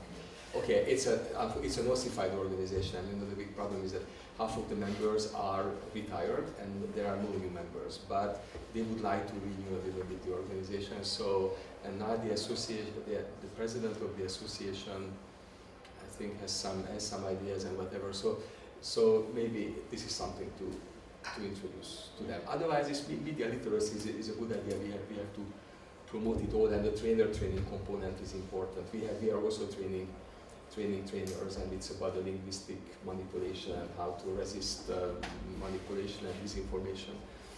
And we even developed a digital news classroom, Google Classroom for that, and it sort of works. And it doesn't cost any money.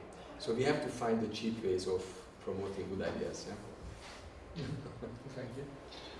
Well, first of all, journalism is not only political. Yeah.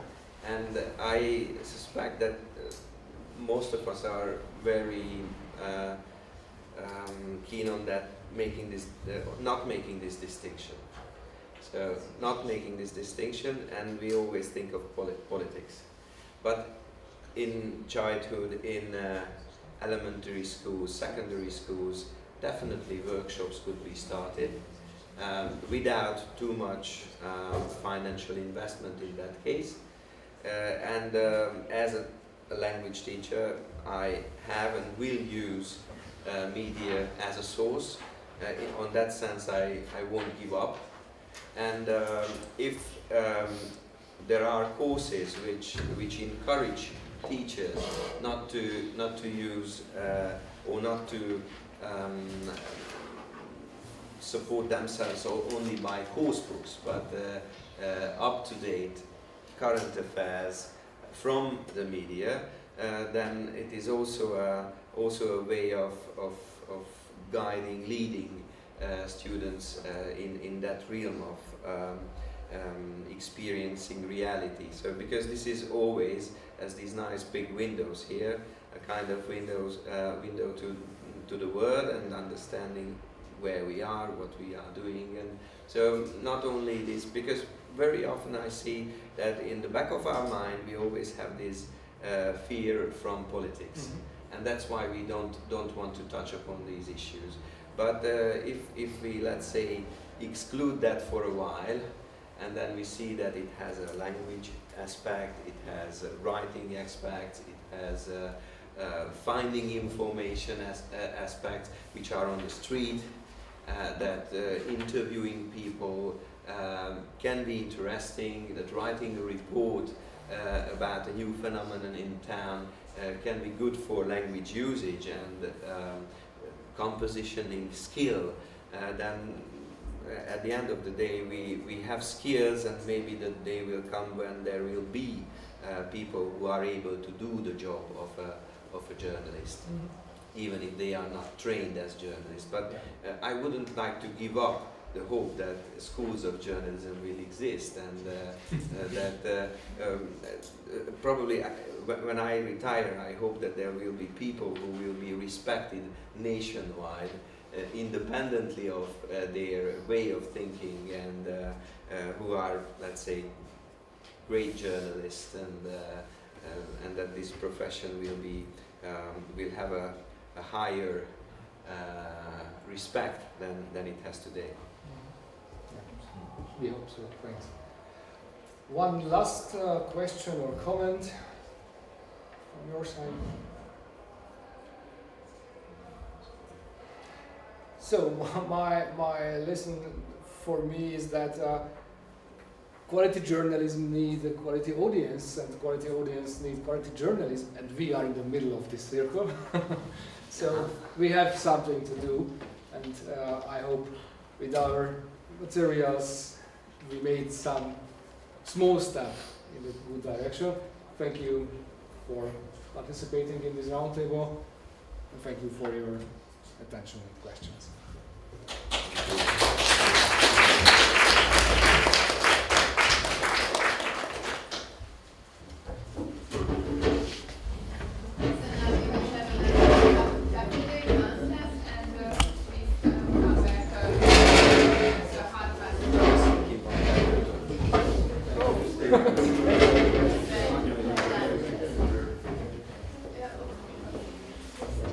Hát egy jó beszélgetés.